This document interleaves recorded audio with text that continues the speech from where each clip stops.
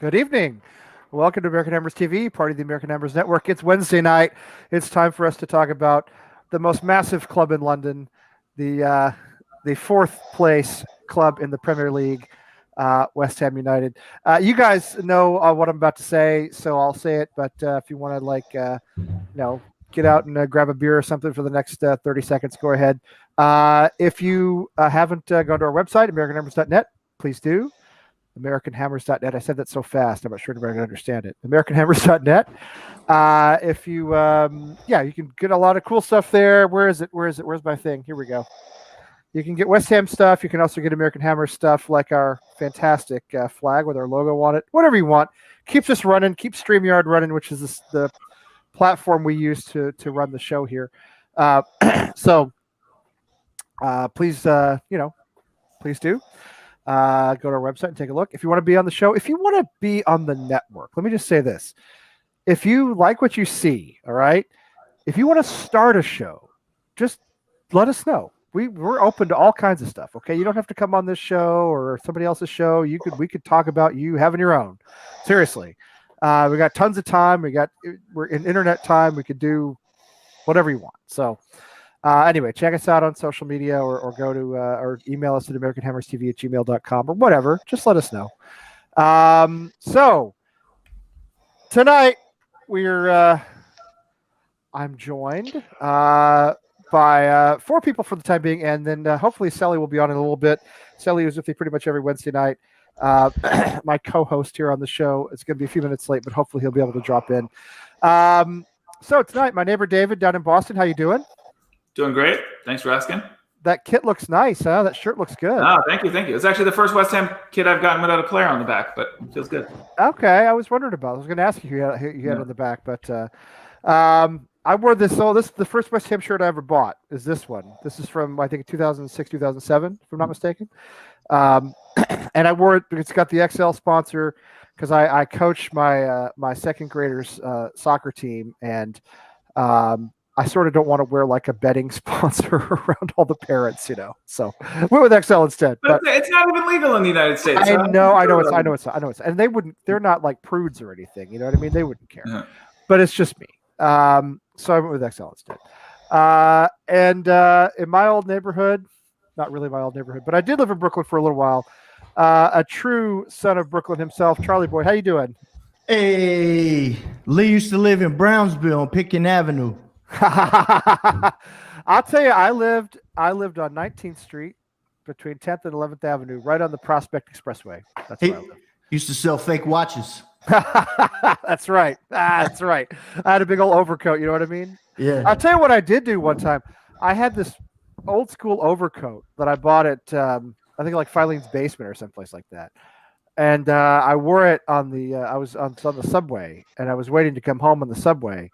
And I was tired after a day of work, and I leaned up against this pole. And when the train came, I leaned back forward, and I heard this, and there was wet paint on the pole. It put a big yellow stripe down my raincoat. So that was the end of that. Yeah, it wasn't great. I had no money back then. You know what I mean? New York was killing me. So anyway, that's how I ruined my old school raincoat. From posh North London. Slumming with us tonight, it's Charles DeWalsh. How you doing, Charlie? I don't like how this is stuck. I'm not keen on that. I'm not keen on that at all, all right? Listen, all right? Just because I live in a house, I don't live in a house, I live in a flat. Look, I'm just saying, I don't like it. I'm fine, thank you. How are you, Lee? Lee, I've got a question for you. Have you ever eaten a rocket lolly? Have you ever experienced the rocket lolly? I hope not, because I don't know what that is, but it sounds like a metaphor for something I don't want to put in my mouth. I'll tell you what, I just finished a rocket lolly, and I'm having a good day. That's all I'm saying. I'm having a good day. You having a good day? Good. Is that what you were eating when you were right before we went on? Yeah. It's like an ice lolly, an ice pop, whatever you want to call it, and it's in the shape of a rocket. A popsicle. In freedom-loving countries, we call that a popsicle. There you go, a popsicle. Have you ever had a rocket popsicle? I mean, maybe. You mean the red, white, and blue joints? They're like red. The ones here are like red, orange, and then yellow. See, Charlie, they're communists. They don't. The red, white, and blue is for God-fearing Americans. Okay, people in North and people also, in, the people French in North too. London eat also these weird colors. The French homies got the blue, white, and red, white, and blue, whatever, right? That's true. They do. They have Croatia, Czech Republic. There's loads of red, white, and blue. there's Everywhere. loads of red. Even the old Union flag. I mean, yeah. Union Jack, red, white, and blue. Red, white, and blue. And proper Cockney in East London. James, how you doing? All good, mate. All good. Flying high. 4th in the league. 1 point behind in 3rd. What's there not to love?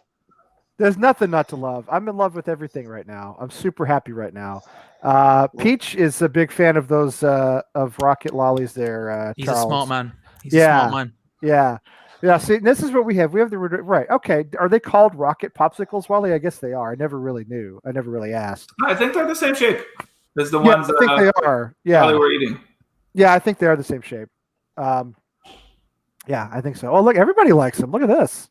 Foe likes them. Everybody likes them. Everybody's big on this. Bangers, bro. No, I Rocket guess lollies. I Get gotta involved. I got to give you credit. No.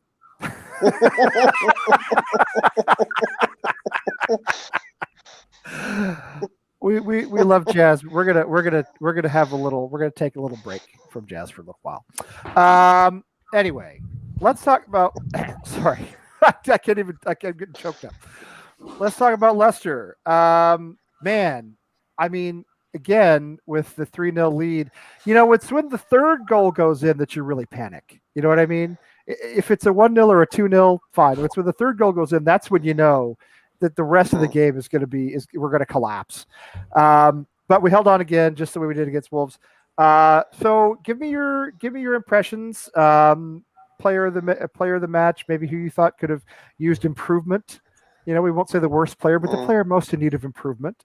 What you thought of the tactics, substitutions, etc. David, why don't you start, since you're right next to me, both in geographical terms and in internet world. Yeah, I thought the player of the match was clearly Jesse Lingard. You could have also said Jared Bowen, but Jesse Lingard he's been our only signing. He's proven to be the difference maker. He just provides that pace. He provides that finishing. I think the announcer on wherever it was broadcast in America said it correctly. That finish was way more difficult than it looked. The way he curved it. Oh, absolutely. That looked impossible. He's almost involved in every single goal with an assist or a goal of his own. So I would still give it to Jesse Lingard. But I thought Jared Bowen played a tremendous match as well. Which he needs to because he's our guy up front now. So I don't want to short sell him. And I got to give James credit for predicting that he would have a good match and would be a capable replacement for Antonio. One thing we know is James knows his football. That's why he comes on every week. Anyway, keep going. Needs improvement is kind of a difficult one for me because I'm going to say it's Arthur Masuaku. I actually thought he had an excellent match before that lazy giveaway pass. Right. Well, Charlie Boy's going to not that fit. So maybe that played a role in it too. He seemed to be struggling with his match fitness, towards the end of his appearance. But he just has a history of faltering late in games, even when he's fully match fit. So I think that's something David Moyes can work on with Arthur Masuaku, although I think he's vital to us if we stick with a 5 defenders at the back system. Well, because we've lost Cresswell. I think he has room for improvement late in matches. Right. We've lost Cresswell now for 3 weeks, so he may be extremely vital to us. Yeah. All right. That's great. Excellent wrap up, David. Appreciate that. Charlie boy, you sent me a video. I don't want to play it because we'll get busted for copyright and all that stuff. Yeah. You sent me a video though that was very revealing about Masuaku, and I think this was fairly early in the match. Tell us it was in the second half. Was it? Okay. You know what? Yeah, it was in the second half. I didn't even notice it when I saw the game. You know what? Look, I got notes, man. Uncle Charlie comes ready, man. I'll tell you even what minute it is. I never doubted it. Here you go. If you want to look it up, put it on the 56th minute and then watch from there. You'll catch it between 56, 57. Fornals was on a breakaway. He was on the right side. I'm talking about nobody was near him. Nobody was near Masuaku. And he's shanked it so far to the right. I mean, he wasn't under no pressure. It was terrible. Everybody sees the one pass for the goal. But I watched the game back. If I'm coming on here, y'all know I watch it back 5-6 times. And when I used to run Twitter, I used to put the little clips up. You know what I mean? Because I don't like to just come on here and just say anything. You know what I mean? I like to really break shit down. I do. That's what I do. I come on here and say anything. So and if you go watch that, I'm just like, was it windy? Was there a hurricane? Did gale force winds all of a sudden pick up? Because nobody was by. And this is the second half, right? Fornals, he would have had a shot on goal, easy. I sent it to James and I sent it to Lee because I figured nobody else really would appreciate it. You know what I'm saying? Yeah. And if people, they be like, "Oh, you're picking on them." Listen, if I say what happens, it's not picking on them. I'm just saying what happens. No. People getting their feelings, man. You know. And another thing he did, Ben Rahma gave the little ball away, but that ain't why they scored. I mean, that's why they got the ball, but. We had enough time to get our shape, right? Johnson was playing in the midfield. He ran him to the outside to keep him out the middle to Masuaku. And he did not close him down. He let him get the cross in, and that's how they scored the second goal. And people were just like, he let him get the cross in. And also, Charlie, look at, somebody else pointed this out on Twitter too. Look at where Dawson and Diop are. I mean, they're in position to make a play on that ball, and they let what's his name there, Iheanacho, whatever his name is, come right between them, right in the middle of them. Yeah, right in the middle of them. I mean, so a full defensive breakdown, really, on that goal in a lot of ways. I thought anyway. Yeah. So Charlie boy, would you have given Jesse Lingard your man of the match? I would give. You know who I would give to? I got like 4 man of the matches. Lingard and Bowen, phenomenal. But also, Souček and Fornals protected Noble. And to let Noble did his job. Noble was a beast. But yes, he did. But the ground that Souček and Fornals covered, if you watch Fornals in that game, I know a lot of people say, "Oh, that's all he does run." Nah, man, listen, he would have had a goal too if Souček would have Soufal. That's another time he missed his opportunity, but I don't blame Soufal because, in the motion of things, he tried to kick it back to Jay Lings. And, at the speed of the game, it's always easy to say he should have this and should have that. But, Fornals was square right in front of goal. But he was playing behind, like in the Wolves game, they had him on the right side, right? And I think I give credit to Moyes or Nolan or whoever did this because they put him mainly in the middle. Even though he went sideline to sideline, he protected Noble from the front rather the side. And I thought that was beautiful. And Souček, he didn't get a goal, right? But man, he got an assist though. On the last. Wow. And then Diop, that ball, he shot to Bowen to get that play going like a 60-yard. Listen, Tom Brady ain't made a pass that beautiful. You know what I'm saying?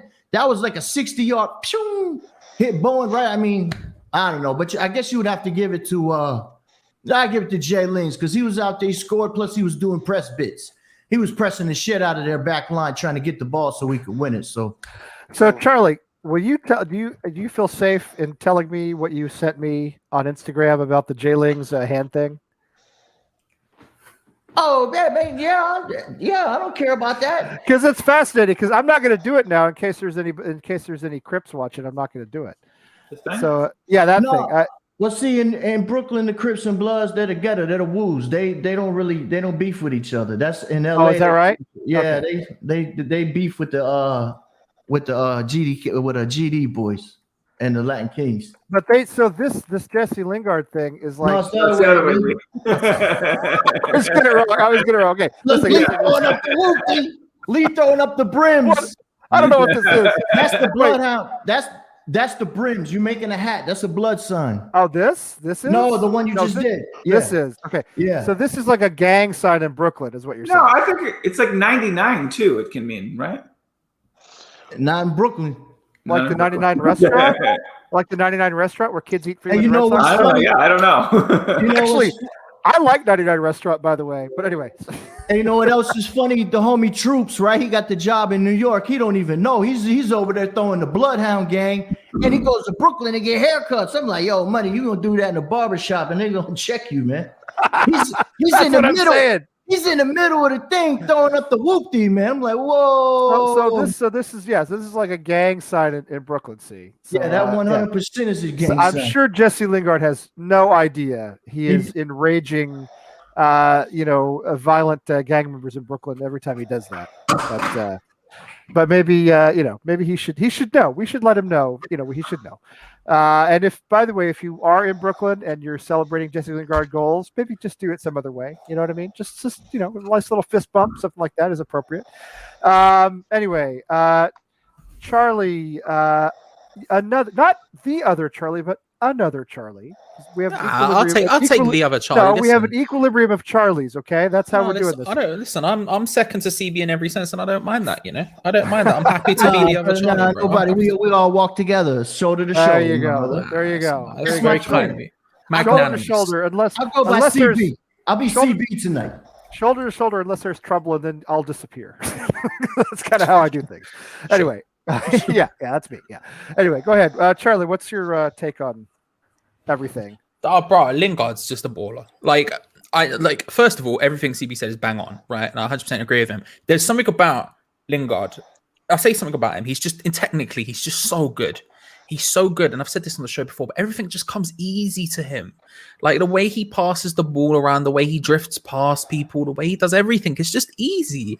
You can see the class in everything he does. He just drifts with the ball like it's nothing, And like on our channel, right, Gio started to compare him a little bit to Payet, which I think is a bit of an exaggeration. But like there is something to be said about the ease of it. Just like his goals, like that, the first time hit and it bends into the bottom corner.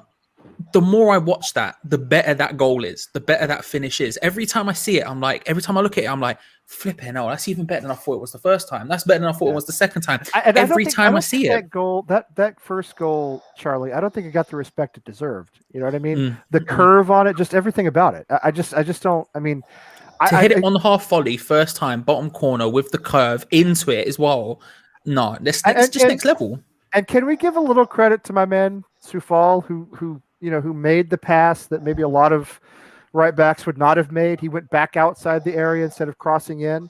He saw Lingard out there and went to him. That's a brilliant pass. That's a great assist. It's so simple. It's something we don't do. He's half a top right back, isn't he? He's half That's a top right back. That's what I'm saying. I mean, I got a Jesse Lingard song. I think I got two of them. Wait a minute. Are you not going to sing it, or? I mean, is that part of the show? Listen, I think it's always that part of the show. Charlie Boy rendition. Charlie Boy, you were here last week, man. You can do whatever you want on the show. You know how it goes. Right. Yeah, except maybe don't hit the bourbon quite as hard as. No, it's all right. Bourbon. But instead of Lingard, whatever it was. Instead of Lingard, I say Lingo. Now check this. As it goes, how's it go? We got Lingo, Jesse Lingo. I just don't think you understand. He puts him in the net. He's better than Payet. We got Jesse Lingo. Have it. I think that's you know what? And if that's really good. You know that's what? Really good. And I say he's better than Payet. They don't like it. I don't care what they say. Check in with me. Big. Check in with me. Savage. Out here. No surrender, no remorse. Just straight out here. Zero miedo. No messing, bro. No white flags. Love that. You gotta respect it. He's just too good. He's so good. He's so good, and so is Jesse Lingard. That was a joke because CB's great. He's just so good, bro. Like everything he does is amazing, and I think like I gave him the man of the match on the stream that I did on Watch Along, and it was like 50-50 in the comments between him and Bowen. But he makes it. There's something to be said. Like we would have done well without him. I'm not going to sit here and say we would be like struggling without him or floundering or anything else, but every time he gets the ball, it's edge of the seat. I'm always confident he's going to do something big. I'm always confident he's going to create something, either take a shot from range that's definitely going to test the keeper. He's going to find a good pass. He's going to dribble past some people. He is like key. Like, and I'm so scared we're not going to have him next season. But for now, I'm just hyped to watch him. Every time I see him on the team sheet, I'm just happy. Yeah, I think all you can do is a dream now, Charlie, because I feel the same way. I'm starting to worry about next season. Okay. James, give us your feelings, your thoughts. I was confident, lads. I said to you, we will win. We will win well, and we will do it in style. And we sort of put us through the ticker at the end. But no, mate. I think Lingard was first class. Like he's a top class talent. He reminds me of Tevez a little bit. Not so much Payet, but the Tevez when Tevez sort of towards the end of the season, and he was carrying the team in '07. The Great Escape season. Yep. And that's an interesting comparison because everybody's comparing him to Payet, but that's an interesting comparison to me, James. And I think it's a really good one, actually. Yeah. Yeah, he reminds me of Tevez, mate. The way he's playing, the way he's driving the team forward, up the pitch, everything. I think Bowen was man of the match, in my opinion. I know Lingard got the goals and the assists, but I thought Bowen was top class. He was everywhere. And I believe in this team, mate. I do. And I said it to you last week, and there was people saying to me, "Oh, I'm sorry, but we've got injuries. We've had injuries all season, and we're still coped." So, and we still managed to get over the line. And I do believe that that win against Leicester has opened the door, and we're firmly in the door. We've just got to kick the door through now and make sure we get that top four. Well, you said last week, James, and you made the point. I mean, that this win put us within 1 point of Leicester. So now it's not just top four; we're in striking distance of the top three. I mean, to actually put a little padding. It's opened up the space. Yeah, it's opened up the space, Lee. What it is, when I was saying it last week, I was basically saying to everyone, like, we have to win this game if we're serious contenders for the top four. We have to win this game. There's no two ways about it, because two spaces is better than one. And now we've got that. Now we've beat them and we're a point behind them. It's game on for us. I look at it that anything is possible in this team at the minute. The only thing I fear, and I do fear this, is the injury front. And I'm worried about if we're going to run out of bodies. And I'm worried about that too. I'm worried about Cresswell. I mean, I know Charlie boy, Cresswell is not your favorite player. I know that. But listen, and I know he's flawed in a lot of ways, but he's had a good season. He's good going forward, and he's a warm body with experience, and we're running out of them, And I'm wondering what you guys think. What do we do now in the back line? Cresswell's out for, I think, 3 weeks is what I read. I mean, Masuaku is not a defender. He's really a winger. He's really not a left back, I think. No, I wouldn't replace him for. No, I mean, we saw that, didn't we? Didn't we see that again against Leicester? He can't defend. He freaks out. If Abonna's not fit and not back, it wouldn't surprise me if Kafal goes back into the three-man defence and they put either Ben Johnson or Fredericks on the right. That would probably be the way they would go. I can actually see that. I can see Johnson in the back three in a 5 defensive setup. I can see Soufal doing it too, and then putting Fredericks. I could also maybe technically see a back. You do a back 4, and you include Soufal in the back 4. But then that would leave Fornals or Noble out of the midfield or the setup, and I don't agree with that. I think you need Fornals, Lingard, and Bowen all together to have an effective counterattack. Yeah. Who are you putting at left back? So name your back line for me, because basically your left wing back would be Masuaku still, wouldn't it? So you'd keep him as left wing back, and then what you'd do, you go probably Kafal, Dawson, and Diop as your 3-man defence. And then as your right wing back, you either have Fredericks or Ben Johnson. That's obviously if Abonna's not fit. I'd go with Fredericks over Johnson. I would too. I think he's a better player in general, and I think Ben Johnson has looked a little out of form and maybe a little out of his depth, honestly, last couple of games he's played. I know he's young, but I mean, we can't mess around right now. I think the bigger problem with the Cresswell injury for me is that it forces us to play 5 at the back no matter what we want to do. It does. So when we go up against teams that we should be, like Newcastle aren't necessarily a team we could be and should be stepping to, but to be real, it doesn't matter. We are playing a back 5 now. We have no choice, because if Masuaku's there is zero chance. If we play a back 4 with Masuaku at left back, we're just asking for trouble, and it's trouble we don't need. It's an unforced error, right? So, and that sucks because you want to have a bit of that flexibility in order to change up. To be honest with you, I think 5 at the back is probably our best system regardless, but like it does kind of force our hand a little bit. Yeah, but we don't need to play it against Newcastle, surely. I mean, wouldn't you normally honestly go with the 4-2-3-1 against Newcastle? I would rather go with a 4-2-3-1 if we had a left back, but we don't. Yeah, well, that's what I mean. That's what I'm saying. Yeah, we're going to have to play 5 at the back for the time being because there's no other choice. But I would still go with a 4-2-3-1. I would still go with a 5 at the back if Cresswell was here, because Cresswell's not good enough at left back either. And that's like necessarily the way we play. We ask our fullbacks to come really tight in. They really really compact the space, and that's to stop shots, like blocking shots, and that makes sense.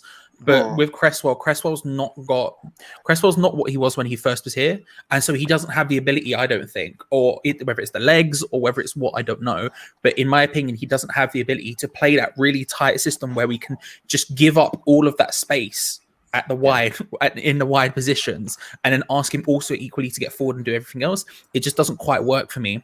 And I don't want to sit here, I'm not blaming that solely on Cresswell, but if we had a more competent, higher level left back who is younger, better legs, hasn't gone through like the serious injury cycles that Cresswell's gone through, then I would back it. But until we have that, then I think we just have to play it.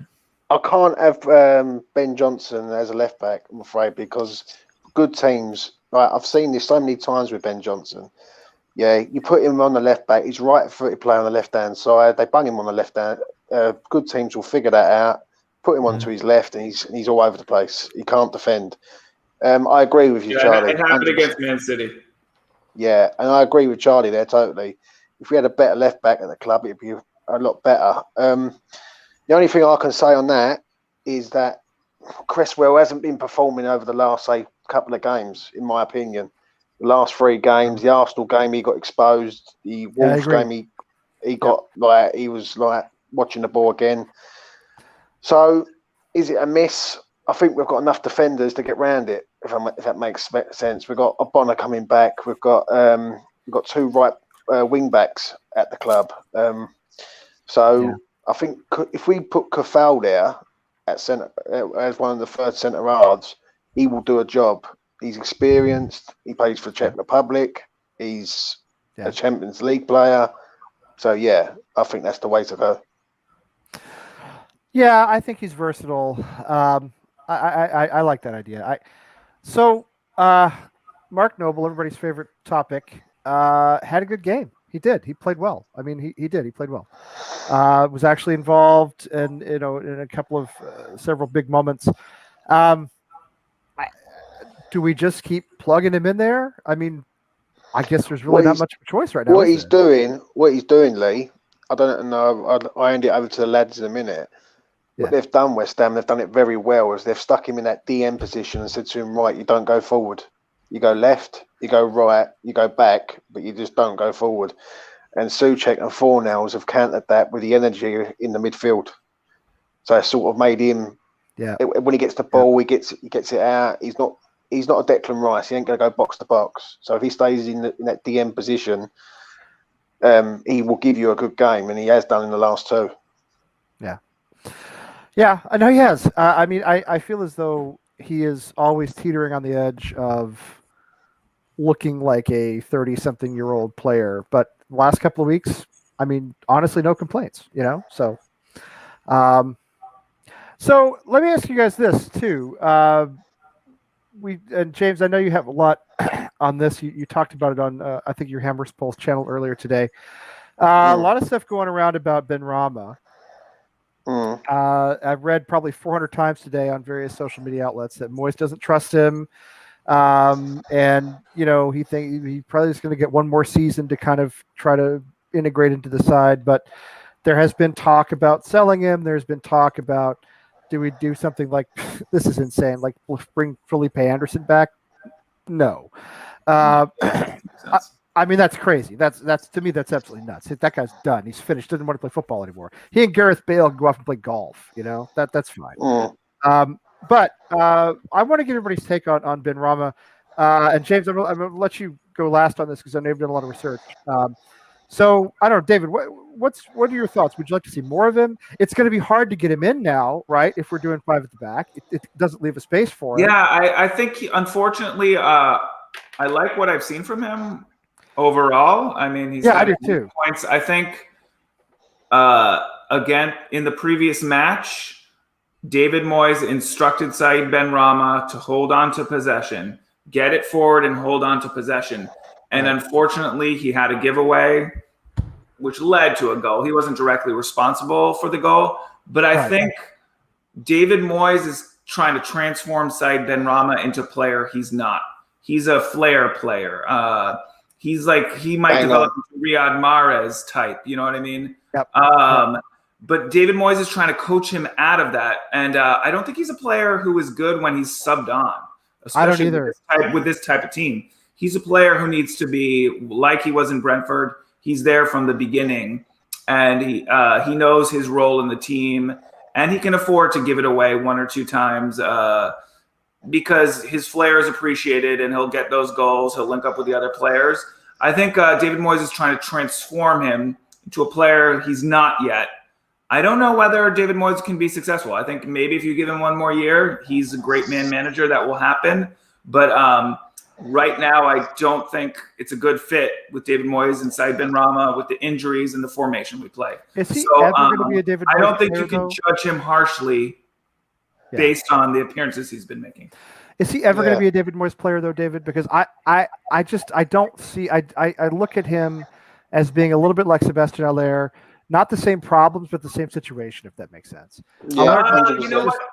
If I had to bet my life on it right now, I'd say no, he's not. But David Moyes does seem to bend players to his will and get them in his system. So, let's talk, 6 months from now and see if he's been integrated and he's changed. I wouldn't give up on it just yet, even though, like I said, if I had to bet my life on it, I'd say no, he'll never become a David Moyes player. Yeah, it's my fear too, because I agree that he's a flair player. He's great going forward. Moyes is trying to turn him into more of a possession player. That's not what he is. Not what he wants to be. It just doesn't feel like a fit. Charlie boy, what do you think? You have thoughts on this? No, he is a possession guy. The only reason he don't get on there is because Moyes likes to defend, press, and counter. It's we 31 games into the season. If people still wondering why are we not doing possession? What? That ain't the man's game, man. Free your mind. They always say, listen, they say free Benrahma, free Benrahma. No, this is what you need to do. You going against the system. And in the UK or in America, you go against the system. Where you go? You go to prison. So your mind is in football prison. If we go forward and we want to attack and he wants to possess the ball, he's going to put in Benrahma. There's only like 3 or 4 teams that when we play, that he's going to do that. Leeds, Palace, Aston Villa. You named him in your video. James watches me. He named him in the video. It's not that people say, "Oh my God, he doesn't like him." Man, y'all sound like some high school girls, man. He's gave the man 90 minutes, 60 minutes, 70 minutes. It depends. They don't ever look, and he'll press on the ball, right? But the thing of it is this. At the 54th minute, I got this in my notes. Jay Lings, the goalkeeper for Leicester, played the ball out to the fullback. Jay Lings shot to the fullback. What did Fornals do? Off the ball. He shot to the center back after in like a delay because that was his only thing. So they trying to force the ball outside. This press game is more than just pressing the guy who has the ball. David Moyes, it's a beautiful thing what he does. And Fornals, now listen, When Benrahma's in there, he might press the man with the ball, but in other situations, he ain't doing that to force the ball where Moyes don't want it. And this is not an opinion. This is facts, man. I played this motherfucking game. I don't come up here with the fookie bookie. I say the real, man. And nobody ever says off the ball shit or nothing. They just come up here and just, this is, hey, hi, I'm on YouTube talking stuff. Not me. That's why I don't play. You do a good impression of me. I love a that good accent. impression of me. Charlie, that's a great impression of me. That's basically what I do. Yeah. Going forward, nobody can say Benrahma ain't that guy. Because when he's on the ball, I call him Benny Blanco. Katie thought I was calling him Benny Blanco. No, Benny Blanco from the Bronx. Because he's the young up and comer, just like the cat in the movie. Right? But 9 times out of 10, we are setting up to press, counter, then go. All of our last 6 goals, I guarantee you they've all come off the counter attack. where somebody's pressed, and you might see the guy that, okay, whoever has the ball, Suchek might be pressing him. But watch the trail man, because that guy's going to do a pass. If there's only one guy to pass, then that guy's come behind it. Bam, then we get the ball, and it's off to the run. It's off to the races. You know what I'm saying? Yeah. And that's all it is. I don't think, with this free Ben Rama, he's not in jail. He's not incarcerated. You've incarcerated your fucking football mind. You want to play champagne football, it ain't going to happen. Nope. No, it's not. Not with David Moyes as manager. Charlie, this, right? I respect Charlie's opinion, right? But I've done the stats on it today, and I'm looking at the minutes he's doing, and people are criticising him. He comes on for 6 minutes against Man City, and people are saying, well, he's got to do something in 6 minutes. That's not, to me, that's not acceptable, right? I just want to go through a few things, right? And then I'll go North London, Charlie, come in, right? First things first, he's played 23 games. He's been involved in 23 games, right?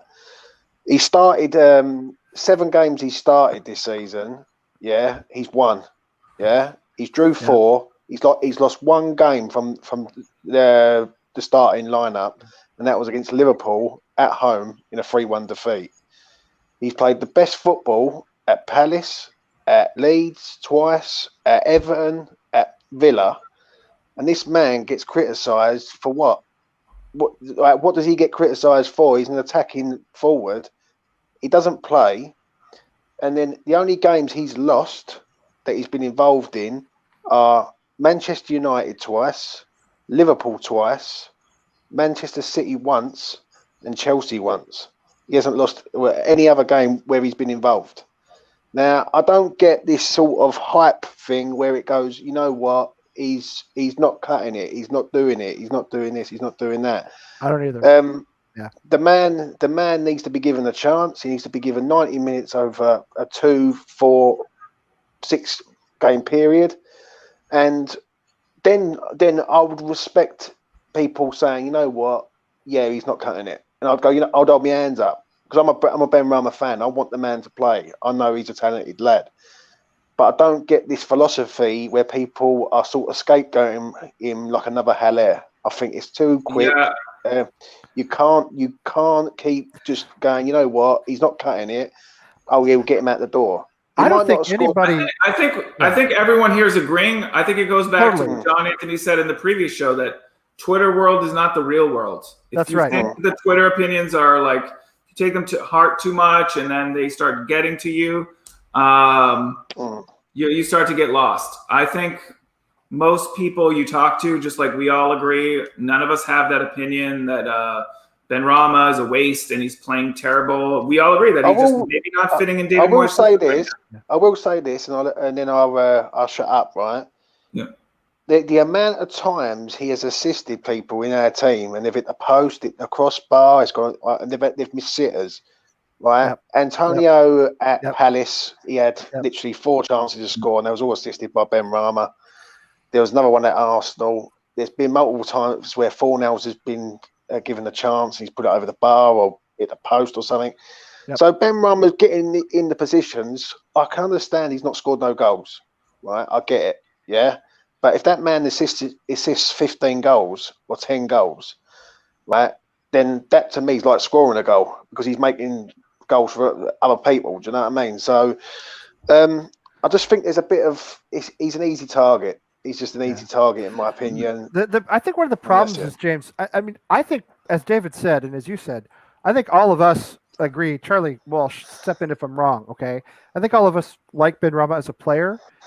We just don't necessarily think he fits into the Moyes system, at least right now. I think another problem is Pablo Fornals is our glue guy at the moment. It's hard to take him out of the starting 11 because he makes everything happen. He tracks back. He goes forward.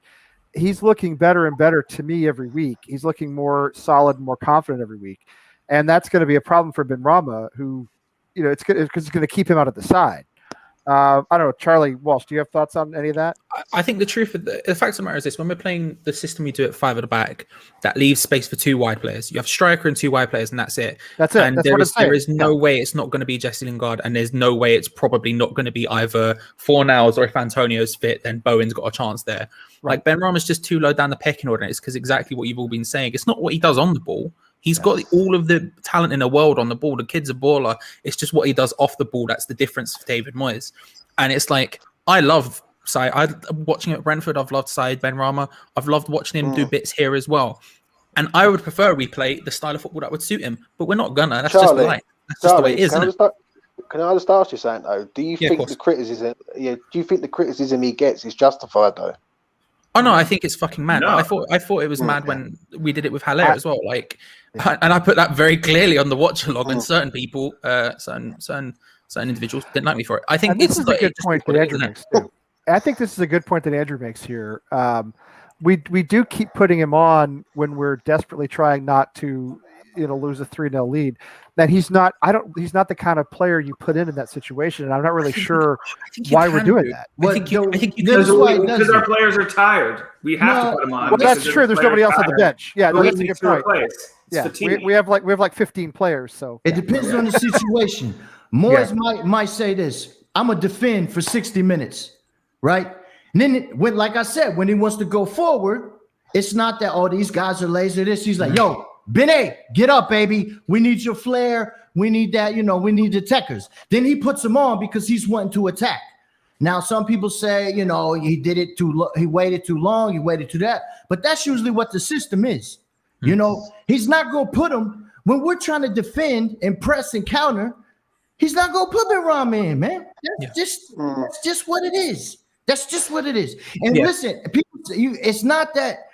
In Brentford, he didn't play that. Okay, when Fornals came, he didn't play that. He didn't know how to do that shit when he came. Moyes, you got to learn that. And it's more about him pressing off of the ball, not attack. He can run up on the guy with the ball. It's when the other guy has the ball and he's supposed to attack the other. You know what I mean? It's a whole thing on the press, man. People, that's all it is. And next year, people shouldn't hate on him. You know what I'm saying? I agree with you. Yeah. Twitter's crazy. I had to open it up just so Lee could send me messages, but I ain't tweeting out nothing. I'm not. I got you on Instagram. You can close Twitter back down. I got you on Instagram, Charlie boy. You can close Twitter back down if you want. Charlie boy. Instagram is fine. On Twitter is crazy, man. It is crazy. Yeah. Charlie boy, though, right? Do you think though the criticism he gets is justified when he hasn't really done a lot wrong? If that makes sense. No, not just said. No. Then I think we're all agreeing. No one thinks. I just said. Like I said, when he does good and go forward, that's beautiful. When there's certain things. If you respectfully criticize somebody or whatever, or you're really breaking it down, I ain't got no problem with anything. But people go, like he don't deserve to be in the Premier League and all this. That's crazy, man. That's crazy. No, I'm with you, Charlie. He deserves a spot on the team. He's going to get his chance. And I think if he stays and they don't sell him, by this time next year, he's going to understand the positioning and all that, how much, because he's getting better at it. I see it with my eyes. He's getting better at the press. So in your opinion, how would you assess him this season so far, in your opinion? I say he's been decent for his first year in the Premier League. He's been decent. I think fair. You know what I'm saying? I think he's been decent, man. It's because I've seen people say he don't belong. You know what I mean? That's just crazy. And to back to James' point, when he's played in matches like the Crystal Palace game where he can play his style, he's played well. It's just about can he be allowed to play his style? The best game I think I've seen him play this season is the Aston Villa away game. When he forgot about that game. That was his best performance. Yeah, Jesse Lingard's debut.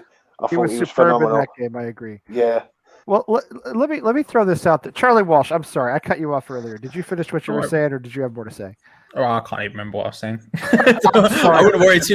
Lee, you have my permission always to interrupt me at any point, no matter what I'm saying. Don't worry about it. You always have good insights, and Andrew made a comment that just caught my eye. Now, I want to throw this out there too.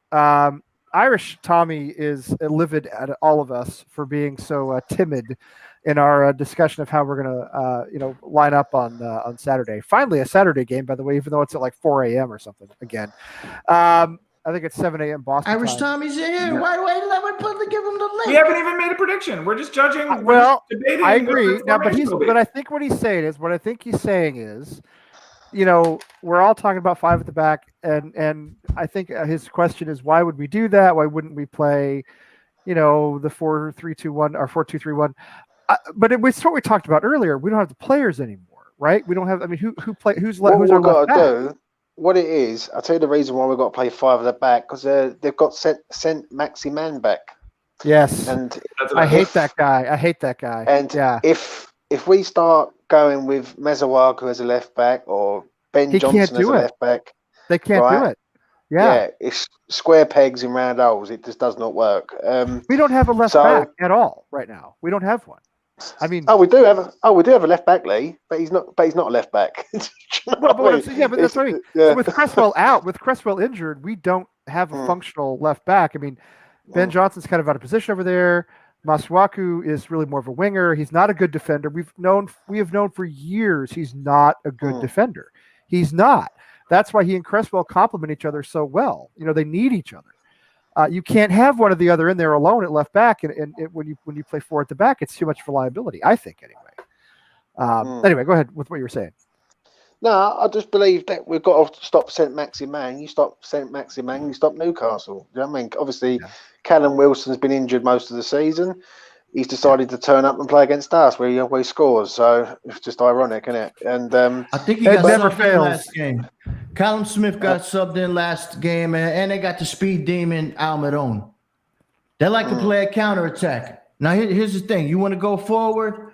Do we have what we need in the middle to handle that situation with Almiron, the speed man, Callum, the speed man, St. Maximum? Can we control that when they break on our ass? Are we going to get in shape with 5 or 6 guys that haven't played together and keep in shape all season? They haven't played together. I think we will. I mean, that's if what we play 5 at the back, I say take it to We them. have the heart to do it. I say take it to their ass. You know what? They want to counter, let them counter. Let's stay on the ball. Let's bust their ass a little bit. You know what I'm saying? Let's go for it. How many games? We're sitting in 4th place, right? Yes. yeah. You know what I'm saying? I know David Moyes likes to defend and counter, but they're not going to come forward, so we don't have to worry about defend. You know what I'm saying? And their defense is not world class, so let's get up a little bit. Maybe put Ben Rama. Maybe put Ben Rama up there. You know what I'm saying? You could do the same system that they played last game with Bowen and Jay Lings up top. Well, if you put but then you have to get rid of Fornals, or you could put Fornals in Noble, but I don't like that. No, I don't like that either. No, do you know Fornals is too. He's too important to us because y'all know I ain't never benching 4 now. Y'all better cut that. That's what he's too versatile, Charlie. He's too versatile. He can do too much. He's all over the pitch. What you could do is you could as the number 10, because Fornals was the number 10 against Leicester. You could put Ben Rama as your number 10, Bowen and Lingard up front with Souček and Fornals behind. Yeah, but then he can't kind of go side to side as much. Yeah. If anything, who you know what? He's really good at going side to side. You know what? Especially tracking Maximal when it's possible. Man, see, if we had a left back, then we'd be able to put Ben Rama on that left side. You know what I'm saying? But with Masuaku, he's a liability, man. He's going to need protection, man. Lee, can you get that comment up what Irish Tommy put on, please? The one that you just put up. Yeah. I get Tommy's what Tommy's spicy saying tonight, man. Tommy's fired up tonight. So right, I get what you're saying, Tommy. but you're going to put an inexperienced defender up against one of the fastest players in the league. I think it's dangerous. Yeah, but Ben Johnson, he defends better than Masuaku. Right? He's playing with the wrong foot. He defends right. That's true, but he's still even wrong-footed. He defends better than Masuaku. He might be playing with the wrong foot, but you've got to remember people like St. Maximum, they're going to want to cut inside anyway, and so he's going to be going onto his right foot regardless. Even if he is playing on his wrong foot, it's not like he's going to be taking it to the byline and crossing the ball in like flipping.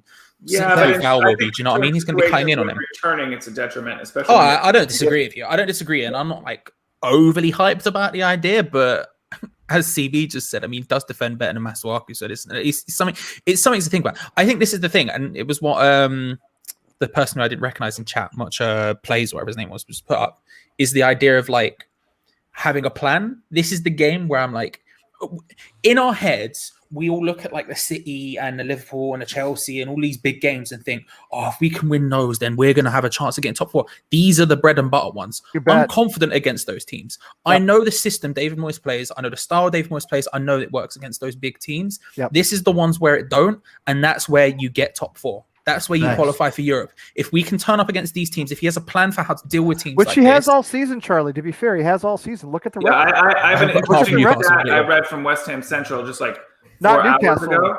Yeah, in the last 22 games against bottom half sides, David Moyes has not lost. Yeah, but this is what I'm saying. With the injuries we've got, it's a big game. This is a huge game for him specifically, because if he can fucking do something here, then it's a different ball game all of a sudden. Because all of a sudden we're looking at all those teams that come after Chelsea, who we should be stepping to, and we should be beating handily. And we go, even with the injuries, we have the everything to go up against those teams, and that's why I'm sort of nervous. I mean, RS Tommy's talking about like treating it like City. That's the reason I'm nervous. It's not because I look at Newcastle and I'm like, oh my god, it's a team of ballers like who can just damage us every which way in south. It's not that.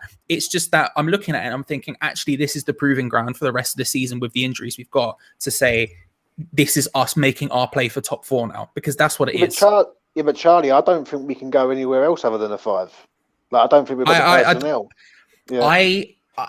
When Rice got injured, I had a phone call. I was talking to Rebecca on the phone, and I said the exact same thing. I said, now we just have to play 5 with Noble anyway, because I think playing a 4 with Noble would stop Souček playing Souček's game, and Souček is one of the key cogs in this side going forward, coming back. It's his whole deal. If all of a sudden we're playing a 4 and it's him and Noble in the center together, he's probably going to have to defend more, and that's not something I want Souček to do. I want Souček to have the freedom to get in and around the box, because he's one of the most dangerous people we have at doing it. He's vital in that system. And now we have even more players out. You can forget about it. That we are playing 5. It just has to happen. Now, how you put the pieces, the jigsaw about at the top of the pitch, I don't know how you do it.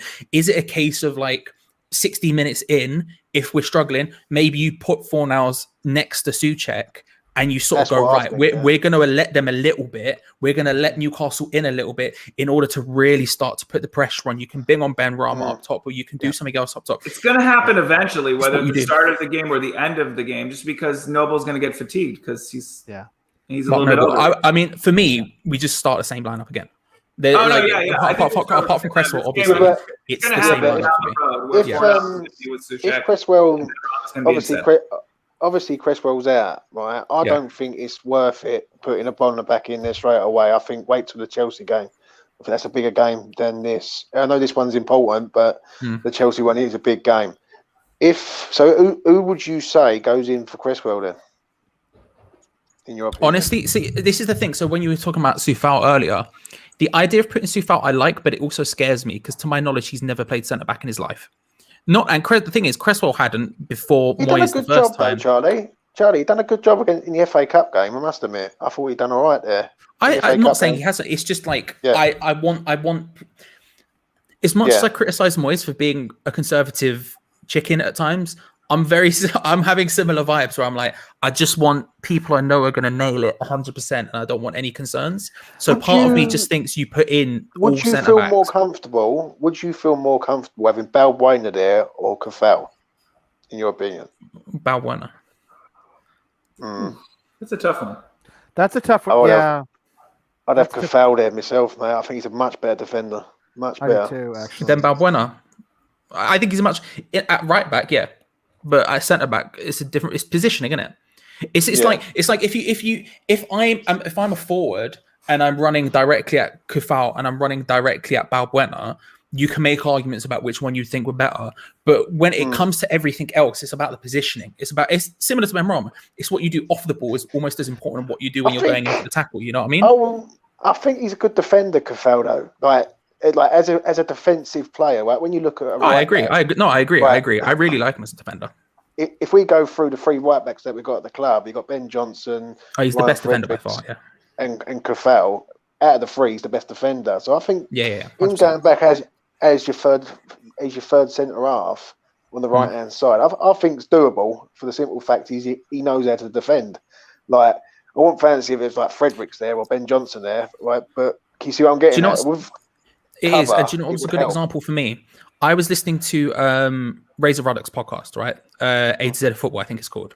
And he was talking about how uncomfortable he felt playing in a back three compared to a back four. Now, it's not that his abilities are different or anything else. It's just he knew that the positioning and what he was expected to do in that position was like a completely different set of skills. And he hated playing in a back three and he loved playing in a back four when he had to do it, right? And it's like, that's the difference. I'm 100% agree with you. And I think I said this to you before when I was dissing Kufal, that when people are near him, I've got all the confidence in the world with. I think he's really good defender. I think he reads the runs really well. And I think you can see he's played at the top. You can see he's played Champions League because he just has it. He just has it. But it's the positioning of what he would be demanded to do as a centre back that he wouldn't be, that's different to the right back situation. I think what's really interesting about Cresswell to me playing at centre back, I'm going on here, I apologize.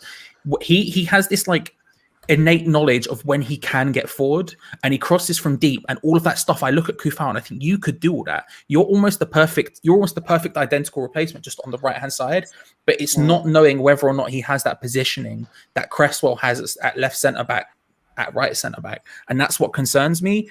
And that's where my head gets a bit David Moyes and goes, you put the people I'm 100% confident in there. And that would be Balbuena in that situation, even though it's not a diss on Kufal at all. It's just me being a scaredy cat, you know? Yeah. Yeah. Is Alvana back or what? Where's he at? What's up? What's up with my guy? I don't know. We don't know yet. I don't think Fully match I don't fit. think he's back, mate. I don't think he's Well, back. the question is, as David said, even if he's back, is he match fit? Can you put him in for 90 minutes? I'm not sure about that. You know how these guys, they come back from injury. I mean, you're not gonna substitute a center back, generally speaking, right? It's not a tactical substitution you're gonna make most of the time.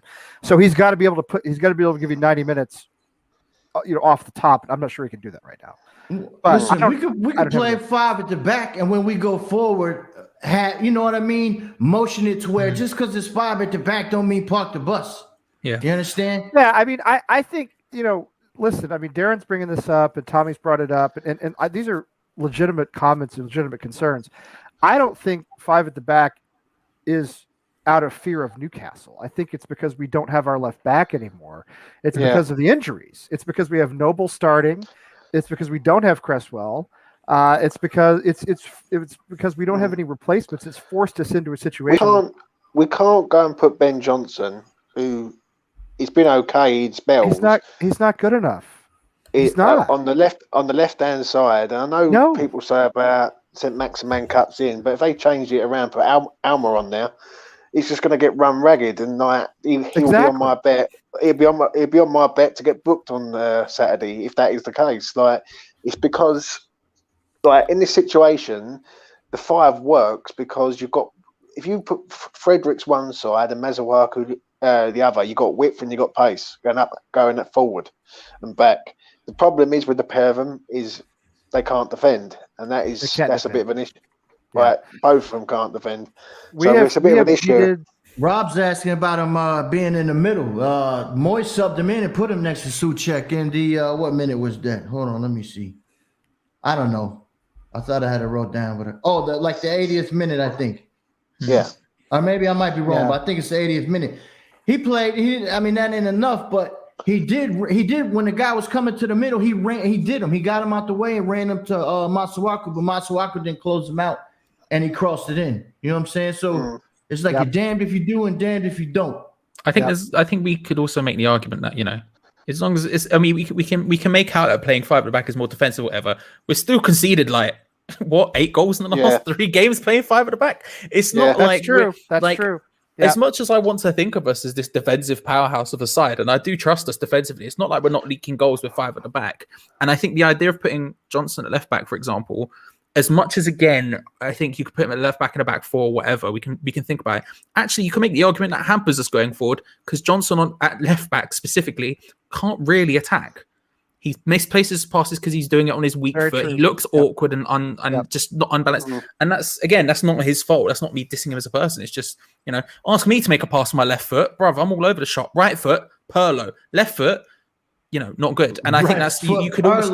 That's my favorite. That's my favorite guy of all time. He's a beautiful man. He's a beautiful man. Yeah. Well, listen, he's an attractive gentleman. Let me just say that. Yeah, he's a nice looking guy, right? I would, but it's just I think there's an argument to be made that actually you could say it actually hampers us going forward putting Johnson at left back because he's just so uncomfortable doing it. Yeah. No, I'm with you. I don't listen. I think all around what we've seen from Ben Johnson this season, he's not good enough, and he's not ready, and it's not right for him in the situation again to put him at left back. We've been saying on this show, on this channel for at least a calendar year now that we need to buy a left back. We said it in the summer window. We said it in the January window. It never happened. It didn't happen. And Cresswell's performed admirably, and he's performed pretty well. When when he and Masuaku have been together, they've been a pretty good team. But now you're in a situation again with the thin squad where we're hamstrung by this. Hands are kind of tied by this. That's why I said we should have got some kind of cover, because when there's 8 or 9 games left, we go run into this problem. Especially we a team that runs, press. Yep. It was bound to happen. They're like, no, you just watch. Okay, well, here we are, motherfuckers. Here we are. Yeah, and I do. I mean, I do worry that if we lose top 4 or if we lose Europe, which would kind of be a disaster at this point. At least to lose Europe would be a disaster. It's only going to be because of our depth. That's exactly what I was going to say, Charlie. It's because of the injuries. It's because you just can't lose Rice and then Antonio and then Cresswell and and not be able to replace him with anybody and have to not been now our tactically we're in tactical jail because we don't have the players to get us back to a back 4. In a functional way. We have to play the back 5 as we've been discussing. It's not well, Tommy says where's my thing? Here we go. Click the wrong thing. Tommy says he says the only one who thinks Johnson's a good player. I mean, he's a good player. Tommy. No, I'll rate Johnson. Yeah, he's a good player. He's young. Yeah, but hold a bit. He's a good player, but on the right hand side. He's not a good player on the left hand side. But he's definitely not. I'll say this: even though that might be true, he can still do a better job defending on the left side than Masuaku can. Period. Well, Masuaku has never been a good defender. But then then you lose something going forward. That's right. Yeah. That's just. I mean, which one you want to do? You want to defend or you want to go forward? I don't know. If we go forward, listen. If we go forward versus Newcastle, we better be the baddest motherfuckers with the ball and keep the ball. And that's not Moises' game. They're not. You think they on the training ground? Let's do tiki-taka. Let's do triangles. I scream for that. I want that. He don't do that. It ain't happening. That's why I said, don't lock your mind up. Because if you think Moises is going to go out there and play Barcelona, champagne, French cognac. It's never going to happen. It's not going to fucking happen, man. That's why I'm being a realist. I want to go forward. I'm with Tommy. Let's take it to them. Let's bust their ass.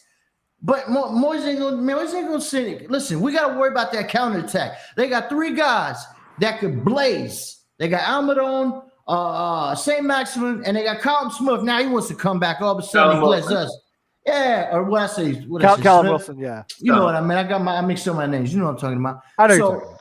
He got subbed in last game for Newcastle, so he got a little bit of minutes. So now he's like, he's gonna be chomping at the bit. Now he's got a little bit of game, Just our luck. Here he is. And he'll go games without scoring. Play us and then bing. Well, that's how it's that's how it is. Yeah, we said that shit in January, man. Glenn Murray, Callum Wilson, Troy Deeney, Romelu Lukaku, they're always it's just go ahead and put it on the score sheet before the game starts. Although this season has been different, right? Everything's been different. It's a new West Ham, it's a different Premier League, so who knows? Maybe not.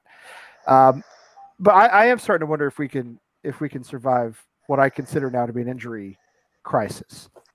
I think we've got round it with Rice though. Like everyone said, I know people say about Rice is a missing and all that. And the last 2 games we've played 2 good sides in Wolves and Leicester, and we've managed to win both games. I know it weren't exactly vintage, but it's a win. Leicester was a gigantic win to me. I think we look better. I think we look better against Leicester. They got 2 little cheap goals at the end, but Wolves could have busted our ass. They was through on goal you're right, many Charlie. times. They had 20 shots.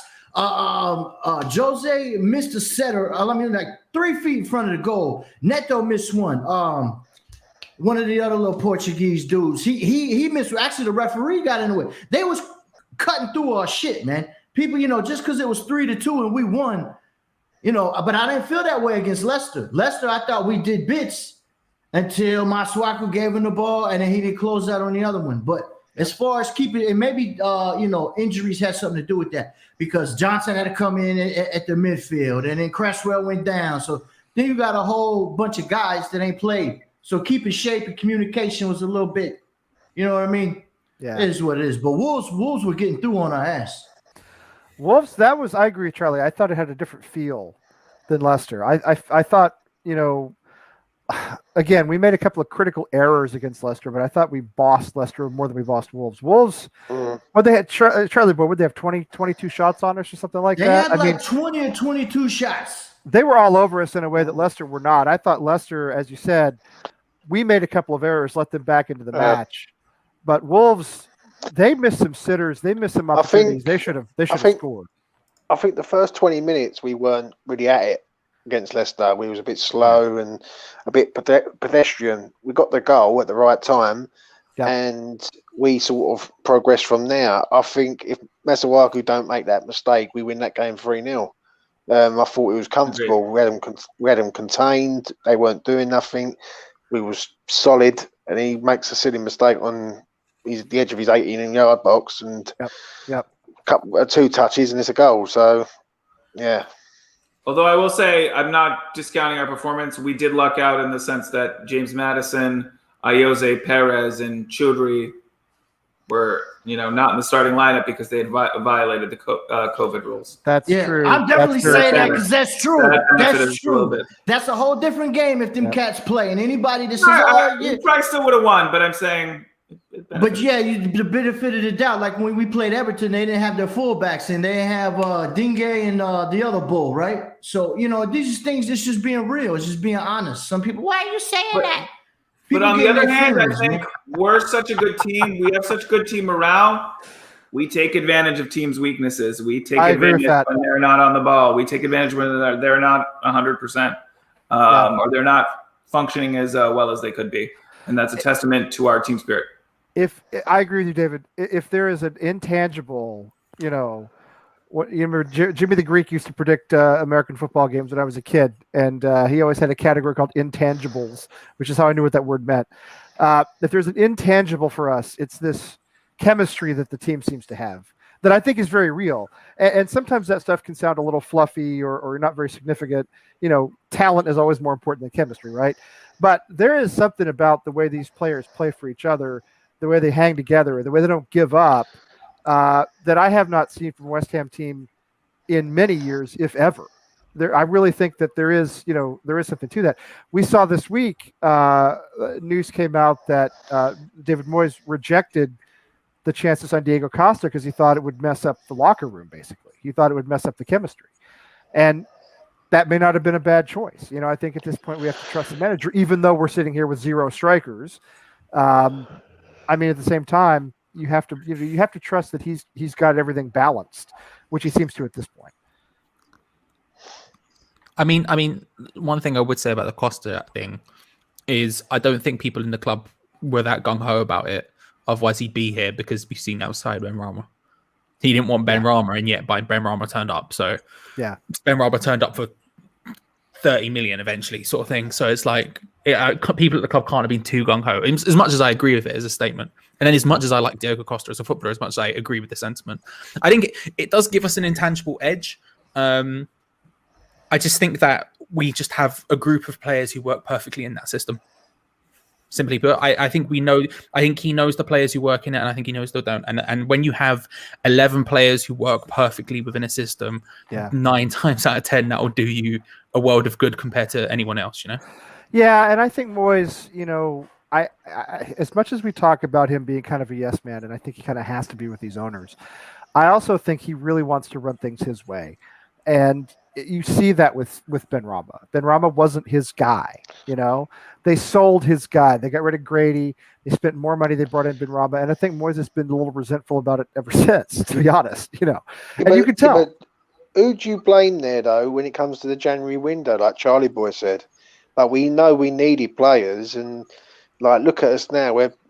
We're down to the bare bones near enough, and due to someone being stubborn, either him or the board, someone's got to be or even both to that point. Someone's got to be accountable, aren't they? Yeah, I mean, my inclination is always to blame David Sullivan for everything, including in my own personal life, but, so whatever goes wrong, it's David Sullivan's fault. But I do think the buck always stops with the owner, always. On the other hand, if Moyes looked at a small squad and said, no, we're going to be fine with what we have, he has to take some responsibility for that. The question is, he literally said that. No, you're right. And you've mentioned this before, Charlie Boyd, and I agree. I mean, if the question is, why did he say that? Did he say that because he meant it? Did he say that because he didn't want to sign Diego Costa? Did he say that because he wants that check? You can't make your owners look bad in public. You can't do that. You can't make your boss look bad in public. You can't. Hey, the Saint Etienne coach, they tried that goofy shit on him, and he said, "I'm out of here. Y'all kiss my ass." He just walked. Yeah. Well, that I could go, David. I could go into a long discussion about Saint Etienne. And before this game, a reporter asked him. They said, "You guys really needed a backup striker, this, and that." And he looked at homie and said, "I chose to bring Jay Lings," and he said it with conviction. Like, that's who I brought in. Fuck off. You don't like it. The question is, did he have a choice to bring in anybody else? Do you know what I mean? I think he does. I think he does have a choice. The money. He said he had the money. His exact words was, GSB have been brilliant. They gave me what I needed. I just chose to do what I did. He literally said that. Can I just say something? Yeah, I think you got to read between the lines in that. You can go first, though. I was just going to say I don't believe it. Yeah, I was going to say the same thing. I think he's talking out the side of his mouth. I think what he's really saying is they gave me players I didn't want. They gave me those Mladen Petric, useless type players, type players, or overpriced players who I don't think would have made an impact, and therefore I chose not to sign him. Yeah, I think if you read between the lines, it's really what he's saying. But the question is, who was he allowed to buy? It's not like he was given money. It's not like he was given, £100 million. Oh, go buy a world-class left back. Go buy. No, it was going to be a Sullivan special from his favorite agent, Salthouse, and it was going to be like who was it? Sullivan bought and just gave to Sam Allardyce. It was. How long do you have? Well, okay, it was a striker. I'm thinking Maiga, this one, that one. Maybe it was Maiga. Maybe it was Maiga who I'm thinking of. Allardyce just shows up and Sullivan's like, "Vulture a player, lad," and there he is. So I think that's what he's trying to avoid. Yeah, what it is though, Lee. But Declan Rice and Souček, especially Rice, he's played every minute of every game up to the injury. Yep. So they must have known. That's crazy. I mean, it's he and Souček. It's not sustainable. And it wasn't in Declan's case. Of course, he got hurt playing for England, but that's another story. I think it's both. I think the blame is both. I agree with Fo. I think it's both of them. And I think part of the problem is that, like, Moyes is a yes man to an extent because he has to be. But I also think Moyes not only has to be because the owners, although I do agree with that to an extent, of course, as well.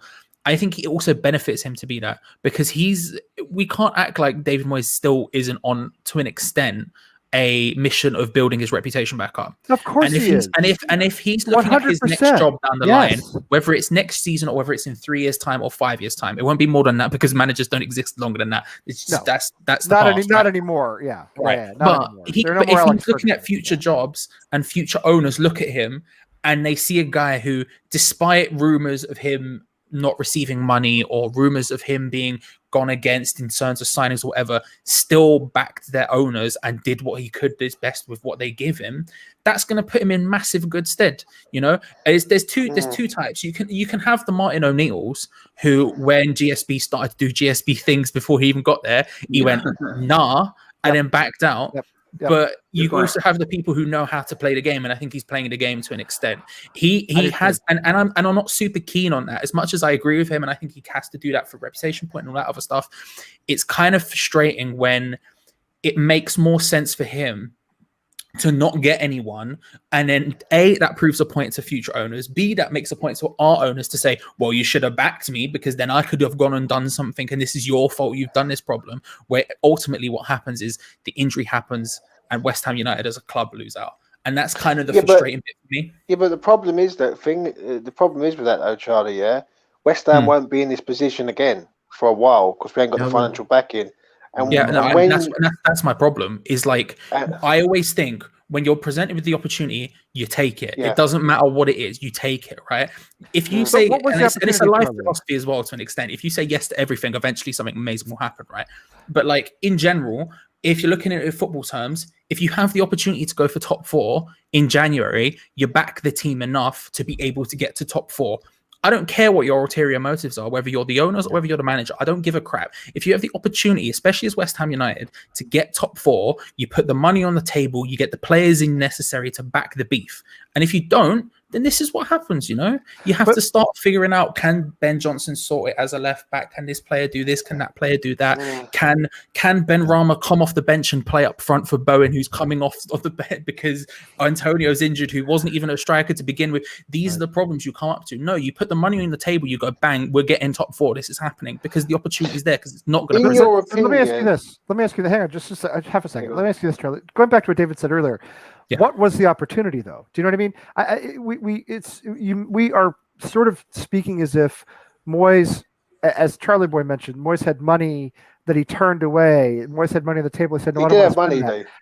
But how much did he have, and who were the players available? I disagree with you. You know how David Sullivan is. What I would say is this: he will only buy players from certain agents. We needed a midfielder. Well, we got rid of Haller and Snodgrass, and we only brought in Lingard. So we need cover for Rice and Souček. We needed a left back. We needed a striker.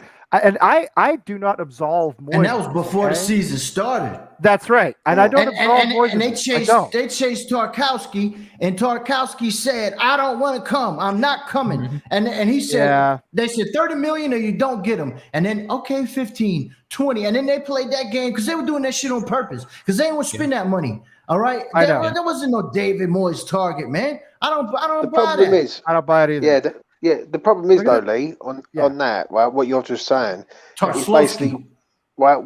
We have to seize the moment, and we didn't in the window. But my question is, I would also say this. The owners are up to seizing the moment. I think there's two things I would say. One, anyone who's better than no one, sort of thing. Is it though? I mean, yes, because if it's Diego Costa, then sure, maybe it's not. Carlos Sanchez. We can go on about Carlos Sanchez. I think he was all right, but the thing is, ignoring my dumb opinions for a second, just for a second, right? Just that was dumb. The rest of them. There's some other stuff I say on this show regularly that is concerning, but I think in reality, right, we can act like he has to be a yes man because the owners, Pellegrini wasn't a yes man. He came in and went, right, I need this much money. They flipping gave him the money. If you're David Moyes, I don't think he blew it entirely, but that's that's true. If you're David Moyes and you've put the club in a position to get top 4 at the end of the season and in January, if you're not going to them and saying, no, you give me the money I need, then what are you doing?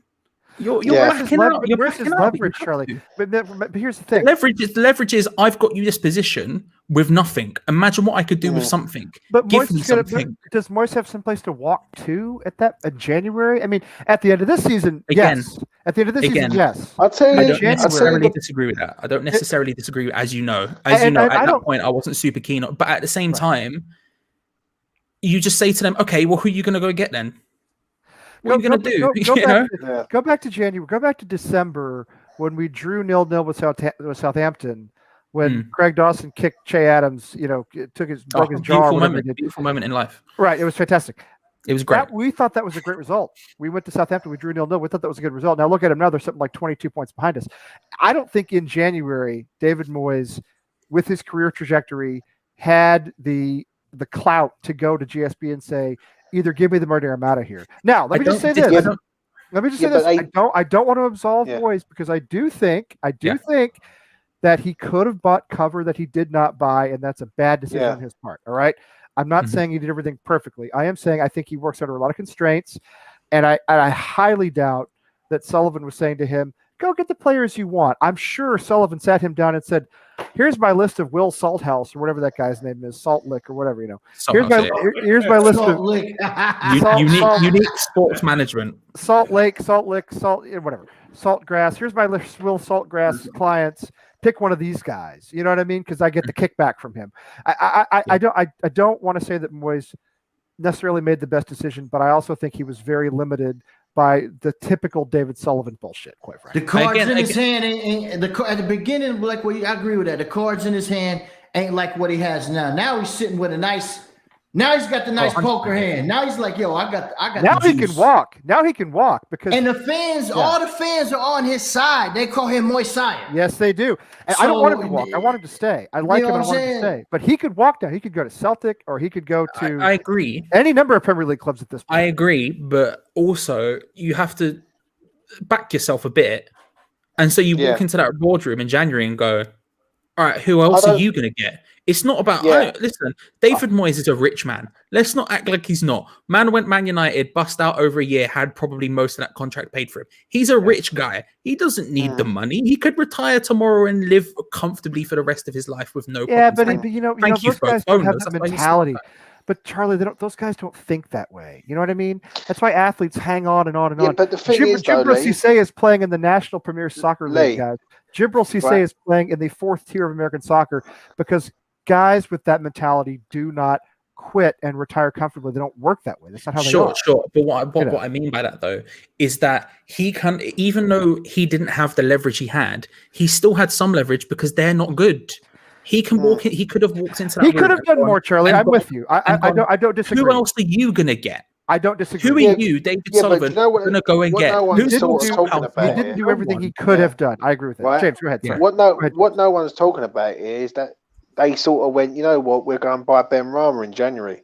Now, that's another thing that I can't work out either. We needed players in, and we would have bought Ben Rama in the summer anyway. So why sign a player? I don't know. That's a great question, James. It was ordered to get Lingard, wasn't it? Because we only had enough domestic loans already. They could have did that with Dawson. Yeah, I don't know why. For like 23 million cheaper. Yeah, it makes no sense. Yeah. It made no sense. That's the reason they bought someone, but why they did it with Ben Rama and not Dawson, I don't know. And the whole Ben Rama scenario made no sense. The way I look at that, they swapped like for like with Grady and Ben. I didn't think Ben Rama's a better player personally, but they swapped like for like with Grady and Ben Rama, and they paid like £12 million more for a very similar player. It never made any sense to me. I just don't understand it with Rice and Souček. We all knew. Like, we could all sit there from afar and go, if one of them get injured, we're in trouble. We've said it all season long, James. We've said it all season long. And it's just sort of like he could have went out and got someone, just a body in there. And now we're looking like we're dropping a player a game, and that's well, that can't continue. We'll have like 8 guys when we play Southampton at the end of the season. It'll be 7-on-7. Lee, you gonna be out there playing fucking left center back. Tim, blocking balls with your beard. I can do it. Let me tell you something. Hey, you do look like a aged Pirlo. I'm just saying. I once had a guy many years ago. I once had a guy tell me I look like a fat Gabriel Batistuta, and that was one of the greatest compliments I've ever been paid. And I have never forgotten that. I've always thought that was a great compliment. I was out there with my son tonight and his little 7-8-year-old kids who were playing, and you know what? I mean, I've still got it. I can play a little bit. Take him to. I could see you doing that. I know play a little bit. Kicking rockets at 7-year-olds.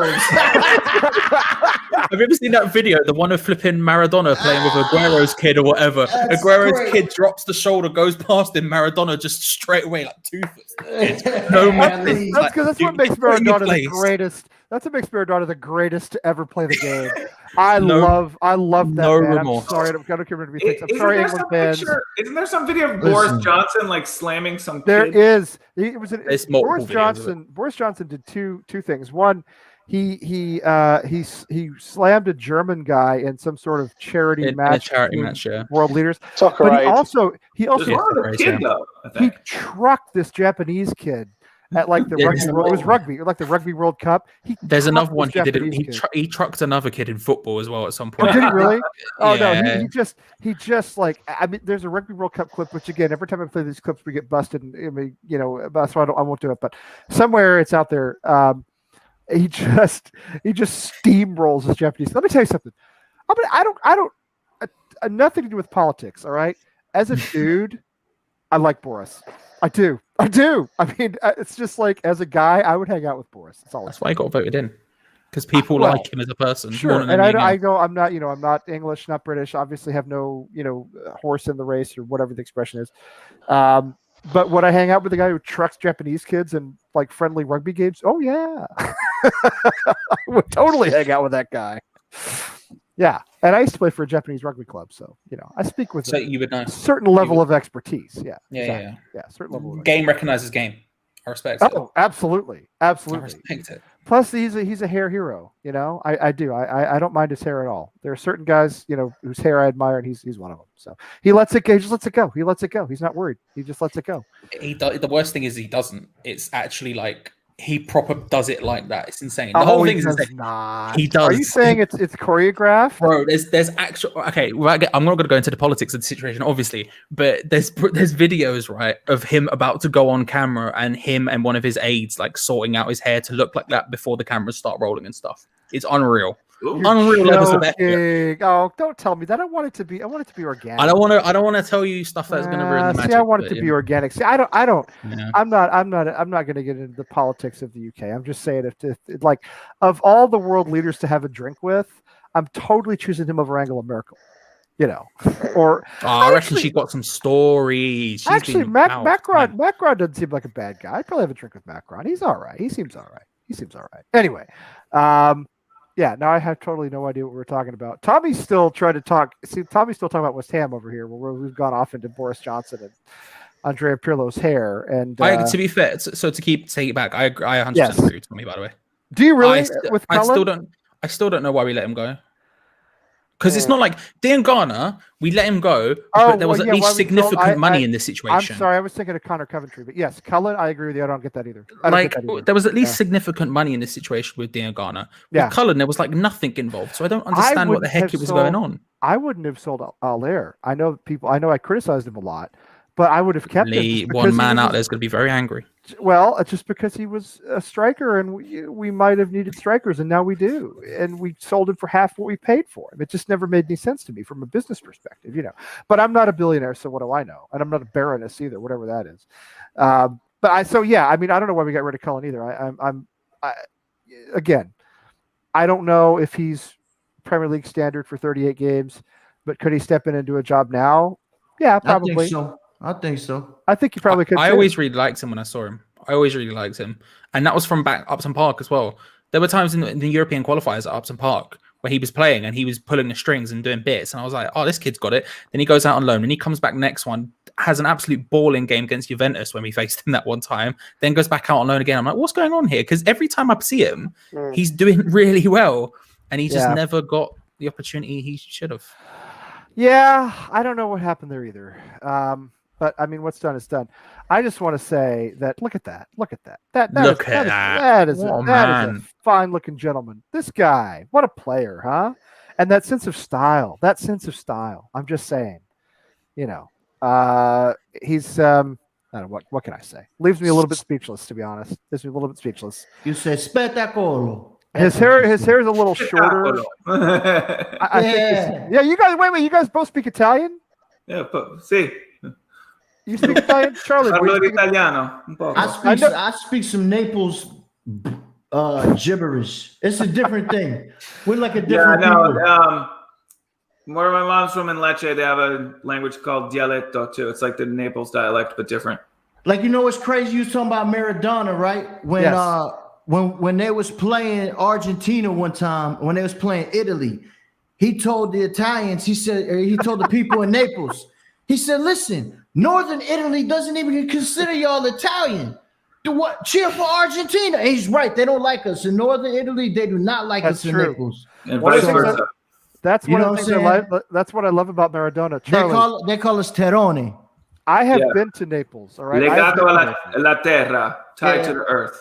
Naples is a fantastic haters. city, and I love it. Absolutely beautiful. Naples is a gorgeous city, and I love it. I've been to Rome and Naples. It's the only part of Italy I've seen is Rome and Naples. All right, to my regret, that's the only part of it I've seen. Rome is wonderful, to the Eternal City and all that. I love Naples. All right, I love Naples. I thought it was fantastic. Every bar you go into, there's a picture of Maradona on the wall.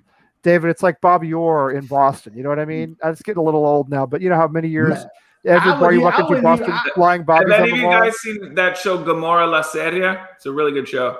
No.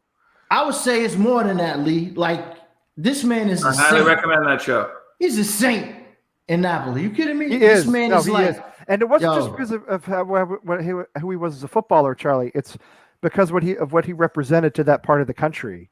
He represented success and dignity, and they had always been sort of trampled on by Northern Italy, and he was their talisman. And I know he was a genuinely very flawed human being, but I can't help but love Maradona. I'm sorry, all the English people watching. I know I watched it too. All right, I'm old enough to remember the hand of God. I saw it too. Oh, Tell me the name of that. Well. Do what? I love him as well. Let bygones be bygones. The guy was Don. You know Not only was he brilliant, got respect sometimes. The thing is, he was real. Pele's a fraud. Okay, Pele's all about money. Pele. No. Not as a player. Not as a player. Okay. Not as a player. Not as a player. As a person. He doesn't show up unless you shovel him a ton of cash, and then he shows up in the big smile and football is beautiful and all that. The dude is just 100% about promoting himself and making money. That's all he's about. All right. Maradona was for the people. He was a street guy, man. Maradona was a street guy. Exactly. Maradona was real. He was what he was. He was messed up. He was a criminal. He was flawed, but he was what he was. Pele is this image. He's just an image. You know? And he did all that.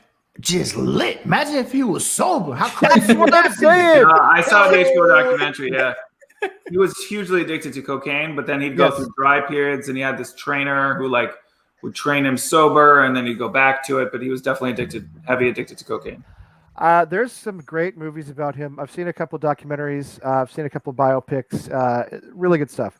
I mean, Pele as a player, obviously fantastic. We know he's a great player. But I'm just saying, as a person. It's just all about his, creating an image. Maradona, that guy was real. That guy was messed up, but he was real. Anyway, yes, Tommy, quote it. Put it down. Put it down. That's my take. No, that's my take. That's my take. You see my post. Let's put it on Lee's tombstone. Once in a lifetime, this movie back here. Once in a lifetime. The Extraordinary Story of the New York Cosmos. Fantastic documentary about the Cosmos in the 70s. All right, Pele's not in it. Why? They wouldn't pay him. He asked for like $100,000. This is a low budget, documentary made by some dude. Pele's not in it because he said he wouldn't be in it unless he got paid. And they were like, Lee, you're not invited to the Carnival Festival over there, man. They were going to invite me anyway. Don't be walking around Sao Paulo with Lee because it might get crazy. Yeah, I don't know. I've always leaned a little more toward Argentina anyway, although Brazil's the superior footballing nation, but I've always liked Argentina. There goes all the Brazilian followers. A little bit better. We had a Brazil. Wait a minute. Yeah, there's a huge Brazil-Argentina rivalry league. They ain't subscribed no more, Lee. I'm very well aware of that. We had a Brazilian guy out here. Do you remember? We had a Brazilian guy out here. Yeah. He was a really good dude, too. Do you remember him, Charlie? You might remember him. Yeah, we did a show. Yeah, I was on the show with him. He's a great guy. Yeah, he's a really good dude. We should have, actually, if he's around, we should have him back sometime. I liked him a lot. I just won't mention the Pele thing. We're pretty deep into this episode. I'll probably never see it. Anyway, I don't know. Where do we go next? Yes. Okay. See, there you go. So you're in good company. You're in good company. Is all that matters. Super sure this is like documented, but I'll believe it. I'll take it. No, Gandhi, well-known Pele hater. Despised him. He always liked Maradona more. He always liked him. He always liked Maradona. Yeah, and I tell you what, Mother Teresa too. He had David, tell me the name of this show again. It's an Italian name. It's Gonorrhea. Gomorrah La Serie. It's like if you look at the critics' rankings, it's got like the best rankings. It's about the mafia in Naples. They're called Gomorrah, but it's like the anti-mafia, like Godfather and like people in suits. because in there they're like tribes and warring families, so they're like always at war. And it's filmed like in Naples, and even the sound, and it's almost as good as The Wire. They really build all the characters up. I would love to watch that. My wife would never watch it with me, but I would love to watch it. Yes. Well, So they took it out. They took season 1 and 2 off Netflix. It was on 1 and 2 on Netflix. Now season 3 is on HBO Max. I don't know how you'd catch up or how you'd get it with subtitles, but it's my favorite show of the last like 5 years. Okay, that's good to know. Excellent to know. I would love to watch that. I'll try to figure. And there's some good Naples hip hop for Charlie Boy too. I can send. Oh it. yeah, absolutely. Naples yeah. hip hop. What? I thought It's in the dialetto of Naples. don't they just listen to opera? in Italy? And They speaking just of listen to hip hop, opera, right? speaking of hip hop, listen, Costa got tight about my little song because I said it's better than Payet. So he's always tight about something. So, but wait, listen. He said because he's a legend. But there's literally a song that says "fuck off, Payet," and we all sang it. Okay. Payet is not a legend. All right. Payet He's a snake. He left. Boom. I can sing what I want to sing. Let me sing what I want to sing. I'm gonna go to DC with a fucking microphone and a mega thing and sing it right at their pub. You and Kostya do not have a whole lot. Yeah, you guys are like oil and vinegar or whatever it is. Well, Kostya he lives in DC, but he's a Boston guy. You know, Kostya's a Boston guy, right? Yeah. Charlie's from New York. The whole thing, it doesn't work. Let me say this about Dimitri. But I changed the words. I got a new one. I remixed it just for him. For him. Oh, be nice, Charlie. We'll do it later. No, we'll do it later. No, we'll do it later. I changed the words for him. All right. He's got a kid, you know. He's just had a little kid a few days ago. Did you know that? He had a baby a few days ago. Who, Kostya? Yes. Congratulations, Kostya. Congratulations, Yes. congratulations, Kostya. I didn't know until tonight. He sent me a Facebook message and he said he talked about being on paternity leave, and I was like, oh hey, you know, it's not easy being a new father because you know I've done that a couple of times.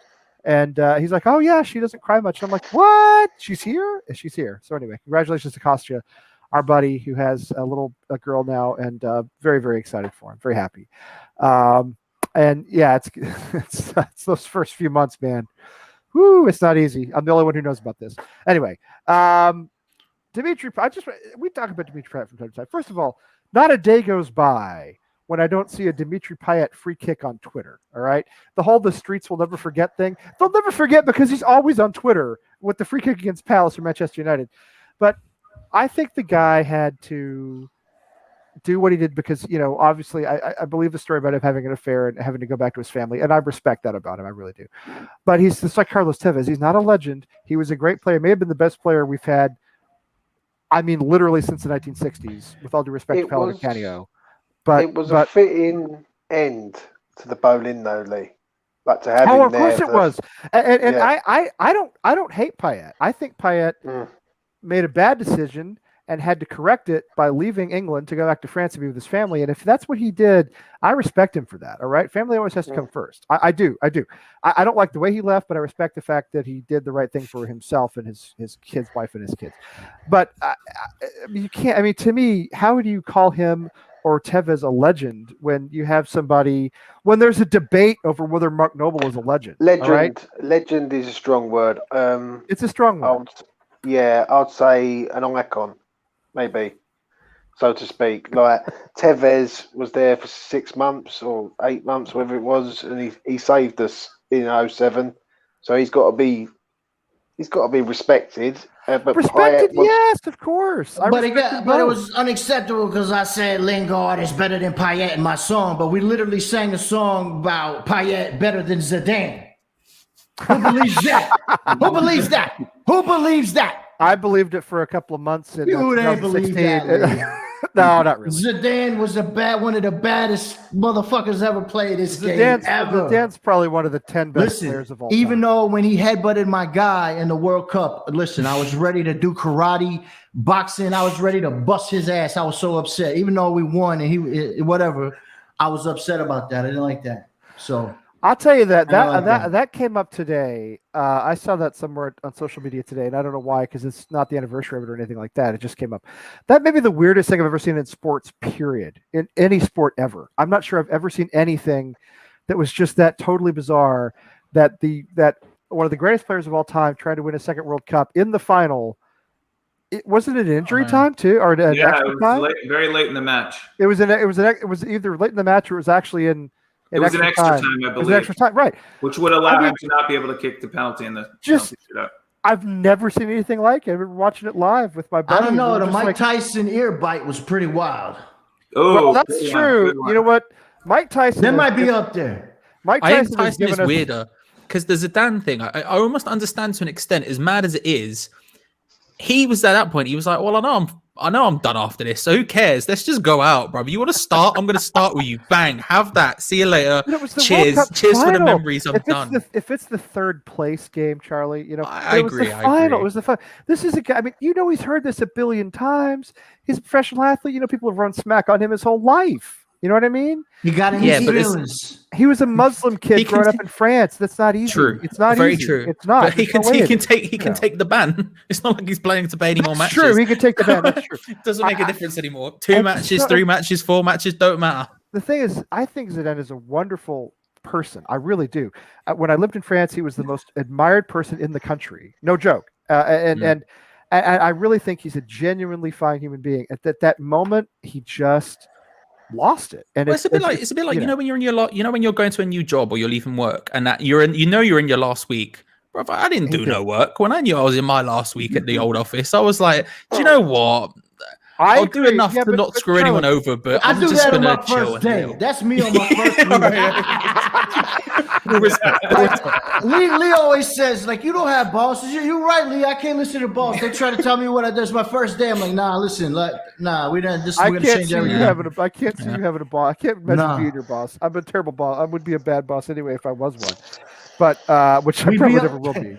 Our company would be under investigation if he was my boss, Lee. It would be bad. That's what I'm saying. Nobody wants me being a boss. I just do my own thing. FBI bust through the door. They're like, I heard someone said Pele was a fraud in here, and it's just like Lee cowering. I wouldn't. No, I wouldn't cower about that. All right, I'd talk. Say it with your chest. Say it with your chest, bro. Let's start a Ponzi scheme, Lee. Me and you. Come on, buddy. Let's do it.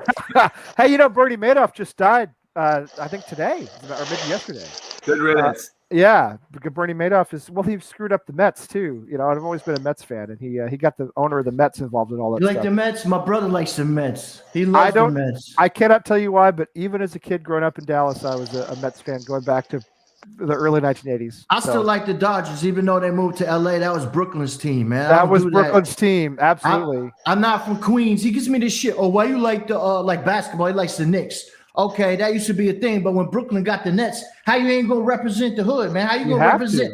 I'm not from fucking Manhattan. I'm not from Midtown. I want to be over there. New York Knicks been trashed for 30 years. The Knicks have been trashed for 50 years. 50 years. I hope you're watching, Frankie, you fucking asshole. They were decent in the John Starks era. Yeah, I guess Fuck so. I don't know. Brooklyn runs New York now. That's all it is to it. It's like, what is this? We're the toughest borough. We're losing these two guys. The two guys at the bottom are like, I don't know. No, my dad lived in Brooklyn. I've got a bag to beef at all times. I can't. Oh, that's right. I forgot about that. I forgot about that. Your dad lived in Brooklyn. That's right. It's the Nate. That's right. The Mets is America's. Is this what? How do you figure that? No, everybody hates the Mets. Nobody likes the Mets. I don't know why. I just started cheering for them when I was a little kid, and then they won the World Series when I was 12, and then it's just after that, everything got worse. So I think my brother likes the Mets because the hat matches the Knicks jersey, and he can pull it off. Oh, that's a good point. I do like I have to admit, I like the colors, like the orange and the blue. It's I ain't nice from Queens. I'm not going to cheer for the Mets. I'm not from the Bronx. I'm not going to cheer for the Yankees. Not doing it. That's fair. I mean, not doing it. At least Brooklyn's got a team now, At least Brooklyn has the Nets. It's a better sport too, Well, I don't know. I can't wait till we go back. I'm gonna go nuts. Wait, where are you out in Brooklyn now? Yeah, no, I mean when we get to go back to the game. Oh, you mean the fans go back? Yeah. That makes sense. Yeah, I haven't gone to my Bruins game this year. I usually go to one Bruins game a season. That's about all I can afford, but haven't gone. So anyway, all right, let's go back to Newcastle. I'll tell you what. Do you know a lot of people from Newcastle? You guys know a lot of people from Newcastle? Because that is one accent I just cannot understand. I mean, Glasgow and Newcastle in that part of the English-speaking accents. I just get, it's all pops and buzzes. I get nothing. I don't know. Do you guys have problems with this? I do. No, I'm all right with it. The one accent I can't do, and even though I'm Irish, some of the like Irish hammers you come across when they're like proper drunk, bruv, nothing, not a single word goes in. And I've got Irish family, and literally not a single, like, someone was talking to me, and halfway through I was invited to his wedding, but I didn't know until like halfway through the sentence. And then he was like saying, so you coming across? And I was like, what? And he said wedding, and I was like, hang on a second, I don't know what's going on here. Apart from that though, most other UK accents I can deal with pretty easily. The Northern Irish accent, Charlie, Dairy Girls, that TV show Dairy Girls. Yeah. It's a good show. I actually really like it. Yeah. But I had to use the subtitles. My wife and I put the subtitles on because we watched the first episode and we were like, I'm not, you know what I mean? So we put the subtitles on. So that one is a tough one too.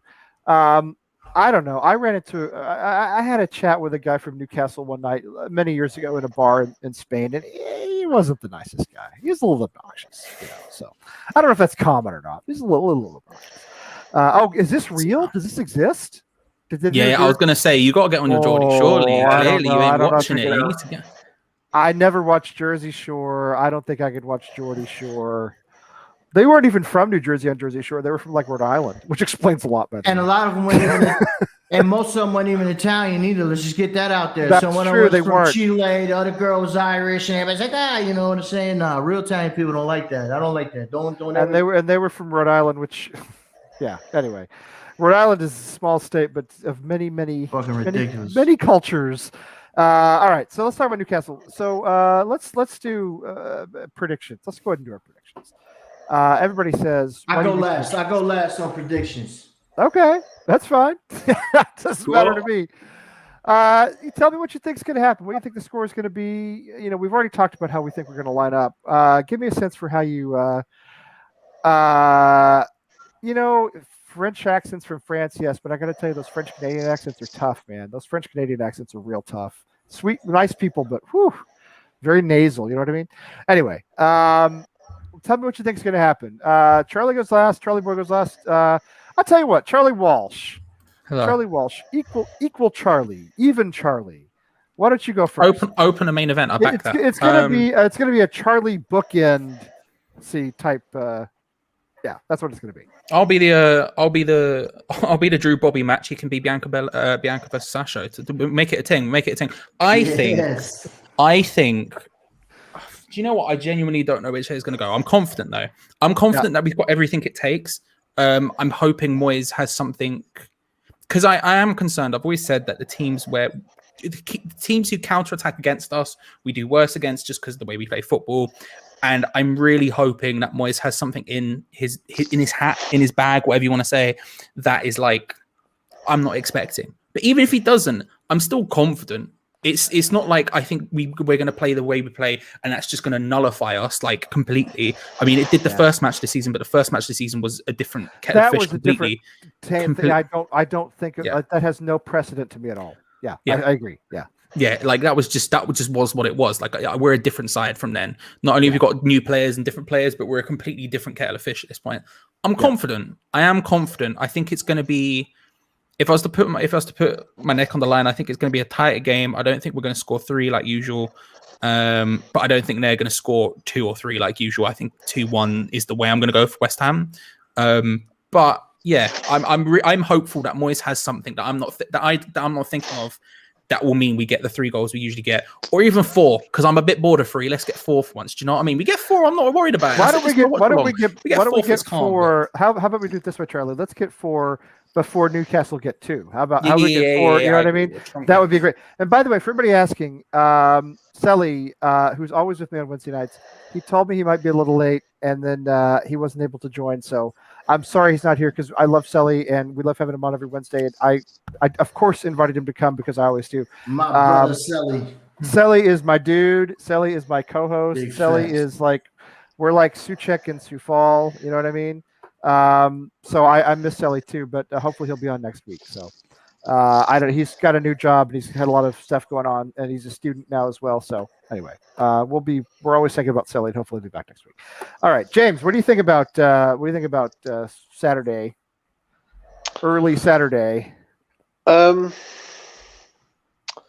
This is an hard one to predict, really, mate. We just don't win up there. There's another game where we just don't win. I know we don't win at Wolves, and we won. And this one, really, is like the ones where we usually slip up, and what Charlie said beforehand about basically what was it he said? Charlie said about us going to sort of places this season and performing. Like we're performing, and I'm confident, but I'm not overly confident as much as I was at Leicester. I believe we could beat Leicester. This is a different game. Like Newcastle are starting to Newcastle are fighting for their lives. They're going to be fighting, and they're getting into form. They're getting into form too. You know. Yeah. And I don't know. I think I will settle for a 1-0 boring game, mate. I can't be dealing with all these 3-2s and we score 3 and then two goals in the last 20 minutes and we're all sitting on the edge of our seats until we have an heart attack or something. Do you know what I mean? So, yes, I do. I'm going to say, I'm going to say a win. I'm going to say a 2-0 win, but it could be a draw for us, if I'm honest. And I think this game doesn't really decide anything. Right? Obviously, a win or a draw will be nice, but we have to go and beat Chelsea the following game. Yeah, well, it's one of those things. Everybody says it, and it's true. It's 7 cup finals. You know what I mean? Mm. Yeah. Anyway, I'll get back to that in a minute. David, what's your thought? 3-1 West Ham. I think West Ham are going to score the first 2 goals. Newcastle will catch them one back, but West Ham will not put their heads down and score that 3rd goal to finish it off. I'm going 3-1 West Ham. Not 3-2. 3-2 seems like a really safe 3-1 bet at this. Okay, 3-1. So that means there will be no cardiac arrest in the. No, I think people are going to be expecting it, but then we're going to score that 3rd goal. Good. Okay. Well, I like your prediction the best so far. All right, Charlie boy, what do you think? All right, we're gonna win 4-0, right? And I listen. I got in my notes here. Right down here, I got my notes. I'm gonna let y'all know the real reason why they can't stop us and they can't whoop us. I'm gonna tell you right now. Hold on. Let me get these notes. I gotta tell you, he's come prepared. We got Jesse Lingo, baby. We got Lingo. Big. Come on. Have it. Yes. Yes. Oh man, I had forgotten. He told us when we started that he had the head. Yeah, baby. You know what the weird part is? That's an actual goat's head. That's not a mask. He went out and cut that thing off about 20 minutes ago, hollowed it out, and just I learned that Irish Tommy taught me how to goat hunt. I know how to do that. He taught me. Irish Tommy. I sort of believe that for some reason. I could absolutely imagine Irish Tommy hunting goats. But then there's nothing you can tell me about Ireland that I wouldn't believe, really. Yeah, everybody's loving it. It's good. It's really good. Charlie, I think we win this game too. I do, and I'm not afraid to predict West Ham to win anymore because I've done it a few times this season, and we've done it a few times this season. I actually think I said 2-1 against Leicester. I feel like a 2-1 here. I think it's going to be 2-1. I'll tell you what scares me a little bit. It's not just St. Maximin that scares me. It's where Newcastle are in the table. They're in that wounded animal position. I mean, they're not really super threatened by Fulham at this point, but they need to put a little padding between them and Fulham. And David, you saw what Saint Etienne did to Bordeaux on the weekend, right? What we did to Bordeaux, the 4-1 win. I mean, dominated Bordeaux. It's a good Bordeaux club. Saint Etienne were in the same position. They were like 6 points out of the relegation zone, needed a little padding. They're in form. They came out. They performed really well. I'm a little worried about that with Newcastle, with them getting some of their players back, with where they are on the table. On the other hand, objectively, we're a better team. We're winning. We're in form. We're scoring goals. Lingard is in form. I do worry a little bit about what we do in terms of covering for the injuries. But let's face it, guys. You guys know this. If we're going to make Champions League, you got to beat Newcastle. That's just all there is to it. Yeah. That's just all there is to it. There's no, I mean, if we're not going to beat Newcastle, just pack it in and say, hey, it's been a great season. We're staying up. Let's go. You know what I mean? We got to win this game. 7 cup finals. We got to win this game. Yeah, but a draw is not, like, in my opinion, is not a bad result as long as we beat Chelsea. Like, If someone said to you right now, you're going to get 4 points from the next 2 games, you'd accept that, surely. No, I don't think I would. I know it sounds well. Okay, with Chelsea, yeah, I guess so. Yeah, sure. I see what you're saying. It makes sense. All right, I see what you're saying, James. I do. Yeah, I guess I would. Okay, to be fair, yeah. I mean, but Chelsea, they're not exactly. I mean, I don't know. They've been a little inconsistent. They had that terrible loss to West Brom, that 5-2, whatever it was. Yeah, I mean, but the problem is, James, if you're going to get 4 points out of Newcastle and Chelsea, you don't make the 1 point Newcastle and go into Chelsea needing 3. Do you know what I mean? Yeah, I know what you're saying. Obviously, you'd rather have it the other way around. But the way I look at this game is we just don't do well at Newcastle. That's one place. And I've said it with all the Wolves when they proved me wrong. And I hope they prove me wrong Saturday, mate, and all, because this is just one place we just don't win there ever. But you know, look, there's no fans, as you know. We've won at Goodison, we've won at Molineux, whatever it's called. We've won at Leicester's King Power, whatever the thing is called. A lot of places we never win, we've gone in and we've won this season. Yeah. I mean, over and over again. And then that's what gives me some confidence. And I don't know if it's because the fans aren't there or because we're a better team. Maybe it's a little bit of everything. We've walked into a bunch of grounds this season where we never win, and we've come out with 3 points. So that's what gives me a little bit of confidence that we can do this. I mean, I do worry more about this game than Tommy does, but Tommy's got a point when he says, guys, it's Newcastle. Yeah, but by the same token, that's Newcastle got a 2-2 draw against Tottenham and then beat Burnley 2-1. It's not like they've not got something themselves going at the moment. You know, two games isn't something going in the same way we've got something going. It's the beginning of a whirring. You know, they're rounding into form and they need the points. They need the points. Yeah. The problem is when you start thinking like that. Sorry to butt in, Lee, but when you start thinking it's only Newcastle, that's when we come unstuck. That's when we start thinking that we're above our station and we're just going to turn them and roll these teams. Here's the thing, though. Here's the thing, James, and I agree with you. As long as the manager and the players don't think that, I don't think it matters what I think. Do you know what I mean? I mean, I think West Ham are the greatest club in the history of the world. But as long as they don't start thinking it's only Newcastle, I don't think David Moyes is going to let that happen.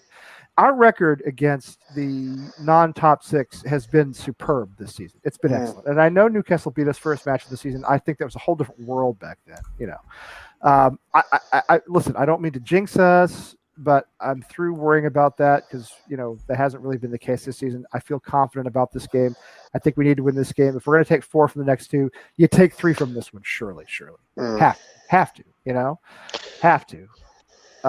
I allowed myself the other day to have a little fantasy about the West Ham shirt coming out with the you know what I mean, on the sleeve, little Star Spangled Ball on the sleeve. You know what I mean? Just a little fantasy. You also have to look at it in those 2 games, and if you're saying which one are you going to drop points on, which one would you draw out of the 2? You draw against Chelsea because if we draw against Newcastle and Chelsea win, then all of a sudden they're 2 points further ahead of us. You know? It's all about. We just have to go into every game aiming for the win. If you asked me, for example, big call. Don't worry, I got you, John. John. You know John, you'll probably get it. John, watch this. Watch this. I got you, right? Yeah. John drinking a 211. You need to go into every game thinking you need to win because we have to just keep up the pressure on everyone else. And at the top of the table, everyone wins more than they do at the bottom of the table, obviously. So you just got to keep getting those wins. This is what I would say to you, Lee, is what's your third favorite team in France?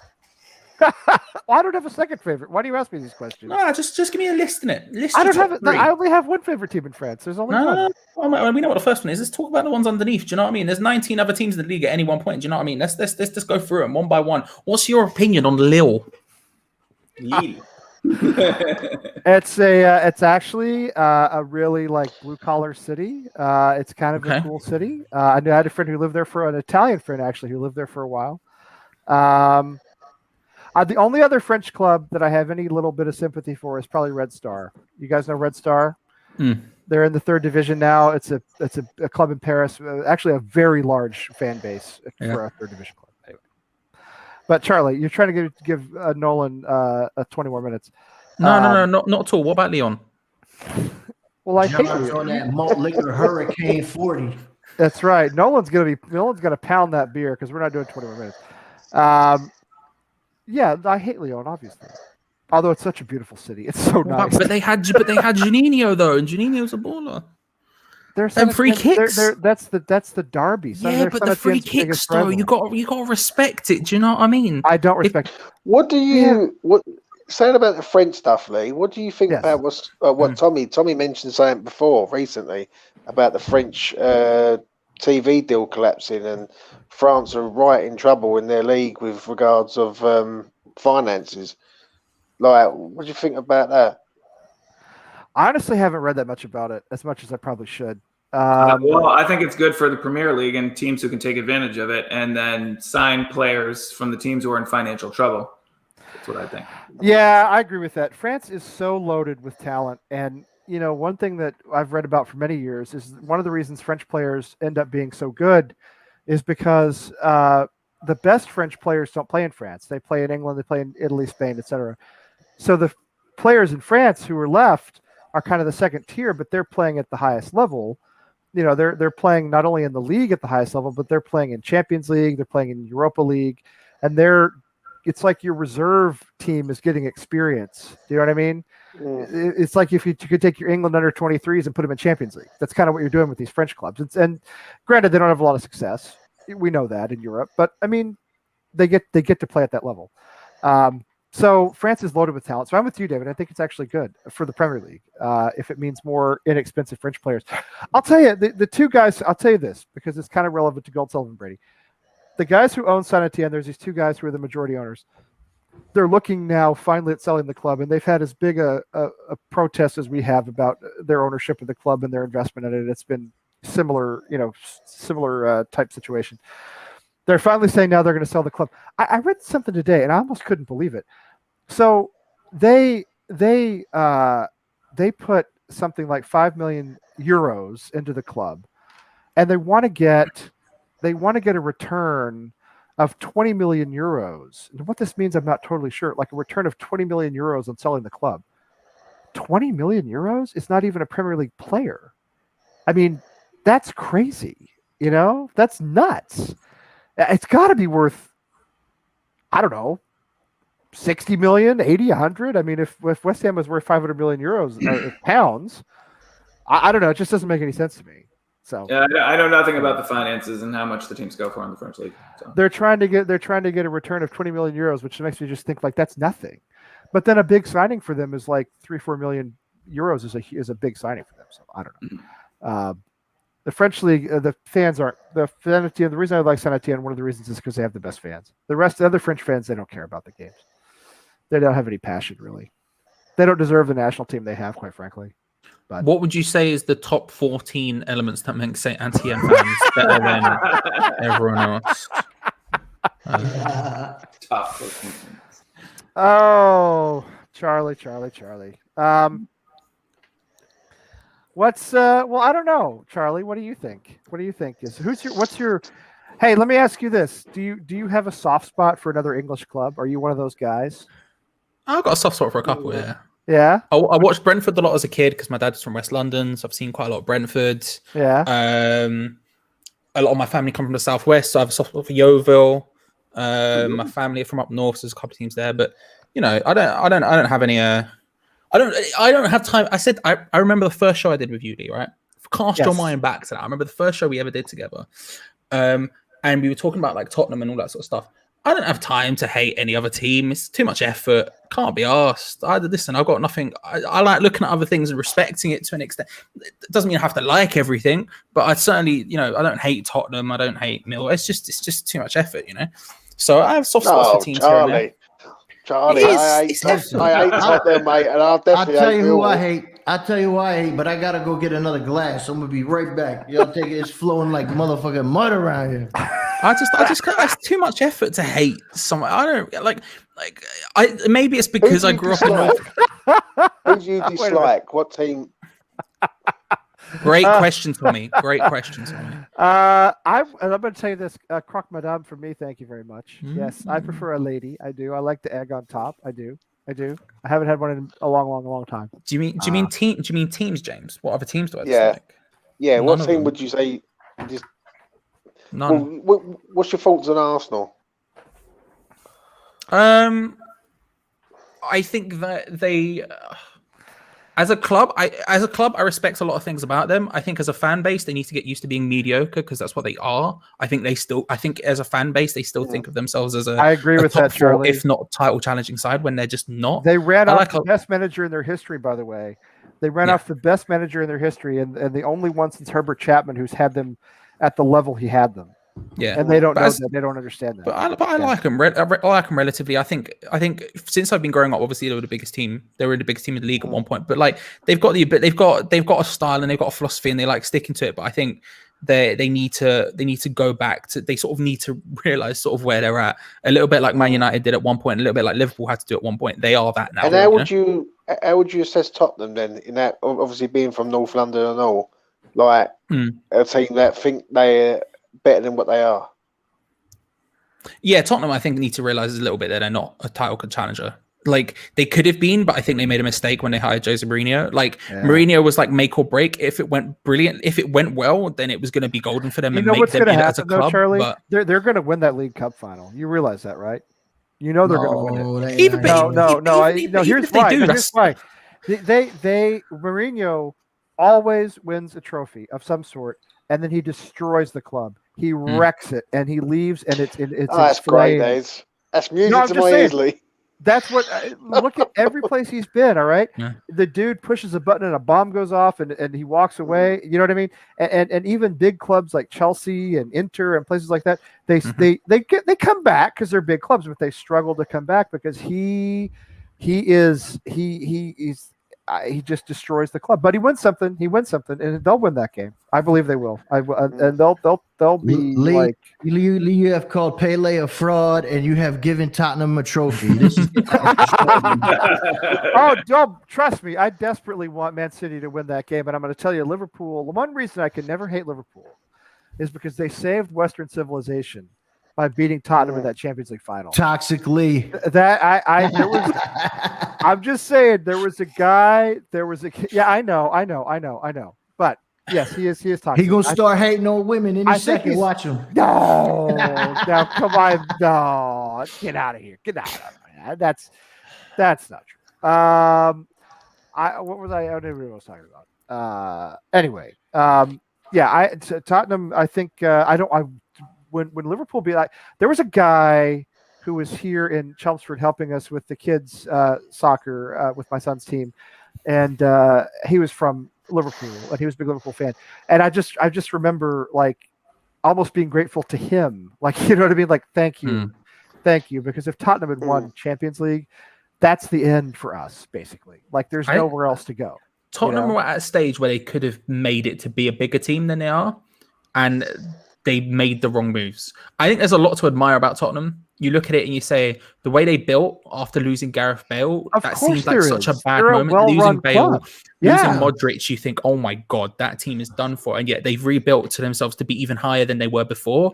And they missed out by a margin. And that margin has screwed them because then they got rid of another situation where they had an amazing manager who they ended up getting rid of because of like it just wasn't working at the time. They brought in someone who was make or break. It didn't work out for them. And now it looks like Kane's going to be on his way potentially. And then they're going to have to go through the whole process again of selling someone for a ridiculously high price and then trying to reinvest that to make themselves bigger and bigger. I think this is true, Tommy. I do. I think you're right, Charlie. Yeah. They're like, if it all goes well for them, then in a decade, maybe they become one of the top clubs in the country, consistently challenging for the top four, getting Champions League all the time, all this other stuff. But right now, as a club, they are. As a fan base, I think they're mostly relatively realistic. I think they had the hedonistic moments of like being super high up. But out of everyone I know, like out of all the Tottenham fans I know personally and all the Arsenal fans I know, the Arsenal fans still think they're invincibles. The Tottenham fans don't. The Tottenham fans I know are like, do you know what? We had a great couple of years and now we just want to desperately keep hold of Kane no matter what. Yeah. And that's kind of their entire shtick. So you get the actual. It's so different over here in this country where, you know, so many of the Tottenham and Arsenal fans are kind of hangers on and glory hunters, you know. But there's no glory hunter like an American Chelsea glory hunter. You just haven't ever seen anything like that. That's you. David knows what I'm talking about. I took my nephew. I've mentioned this before, but my nephew who is in high school up in Maine, he's a big Chelsea supporter, and I've tried to rectify that, but it's only so far you can go. Anyway, Chelsea played New England Revolution in a friendly game a couple of years ago, a charity game at Foxborough. So I took Aiden because he's a good kid and he's a fan. And I just took him to, it was a nice thing to do. I'm telling you, these Chelsea people, these Americans, they have no respect for the game or the traditions or their club. They don't know anything. They don't know anything. I let them know every time I see them too. They don't know anything about the history Big of their Chelsea club. K, big Tottenham K. We put them in spliffs, baby. Smoking on that Tottenham pack. You heard? They don't know how to. They They don't know how to support the club. They're sitting there They're sitting there at Foxborough yelling, "Go Chelsea!" And I'm like, nobody says. You know what I mean? You don't cheer that way in English football. You don't. That's not what you do. You know what I mean? It doesn't work that way. They don't know. They don't know anything. How would you compare Manchester City to Chelsea? Two different times that they come through with money, but they're both the same, really. They're funded by rich owners. I would say Manchester City. The Manchester City people I've known who are from Manchester, who were fans before they got the money, are great fans and actually have a real sense of what has happened to their club. The American Manchester City fan, just another glory hunter. That's all. And I gotta say, to be fair, I have a good friend who's a Chelsea supporter who has been his whole life, and he doesn't like modern Chelsea. Like he would like he doesn't like all the glory hunters and all the hangers on. He doesn't like all that stuff. So I think there are those people out there. But in this country, the fans in this country of different clubs, Arsenal fans all think that that they support Brazil. Like as you said, Charlie, they all think they're still the Invincibles. Tottenham fans think Tottenham is some sort of boutique club, like small club that's cool to support. They're hipsters. Tottenham fans are hipsters in this country. They're gentrification. That's what. Yes, they're gentrification, Charlie. That's exactly what they are. Gentrification fans. That's exactly what they are. Yes. Chelsea people are American football fans who bring their pom poms to wave at the games, and anybody else. I mean, I also think I sort of believe that like the fan base sort of, and I think this is true of any walk of life, including like YouTube channels, if you want to break it down that way. But I think fan bases are also influenced by what the top is like. And I think Manchester City's owners and the way they run the club, as much as I don't like their owners for political reasons, let's say, like human rights violations, whatever, like they have a legit respect for the history of the club. Yeah. Whereas Chelsea don't seem to have that. Like whenever the Chelsea fans I know are very cutthroat. They're very done. Yeah. Something happens and it's done. Whereas City have and it's easy to an extent if you're a City fan because you get everything gifted to you anyway at this point, right? Yeah. But there is at least from my experience, there's a lot more of a respect for what was than there is at Chelsea. We wouldn't complain if someone decided to come to West Ham and say, "Here you go, there's 500 million. We're going to reform your team and turn us into." No, of course it depends who it is because I've said this on this channel. I've said it on Hammer's Chat. I'll say it wherever. Yeah. I would not have City's owners at West Ham. I wouldn't like it. I don't want it. Like and when you talk about like City style owners who are interested in the club at this time, I've said very clearly I wouldn't go to games. I'm not interested. Like if you've made your money through like human rights violations and all that bad, no, I don't care. I agree with you.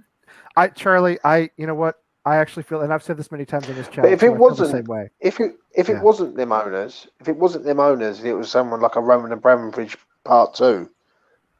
How would you feel about that? I've got equal problems. I've got not much better. Not much better. I think he's been involved with some human rights abuses. This is why.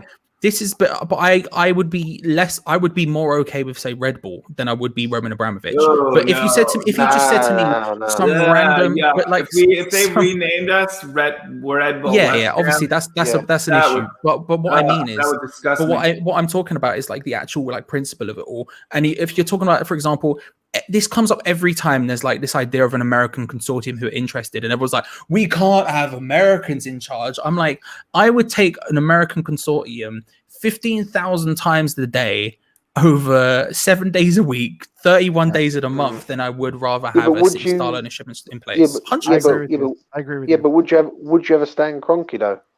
Who doesn't put his own money into the club. No, he's not a good owner. Don't get me wrong. He's Don't not get a me good wrong. owner. Don't get me wrong. I don't want Stan Kroenke, but if the Right. difference is Stan Kroenke or a Man City style ownership, I would pick Stan Kroenke every single time. I have a real problem, No. Charlie. I feel the same way. Let me just say this.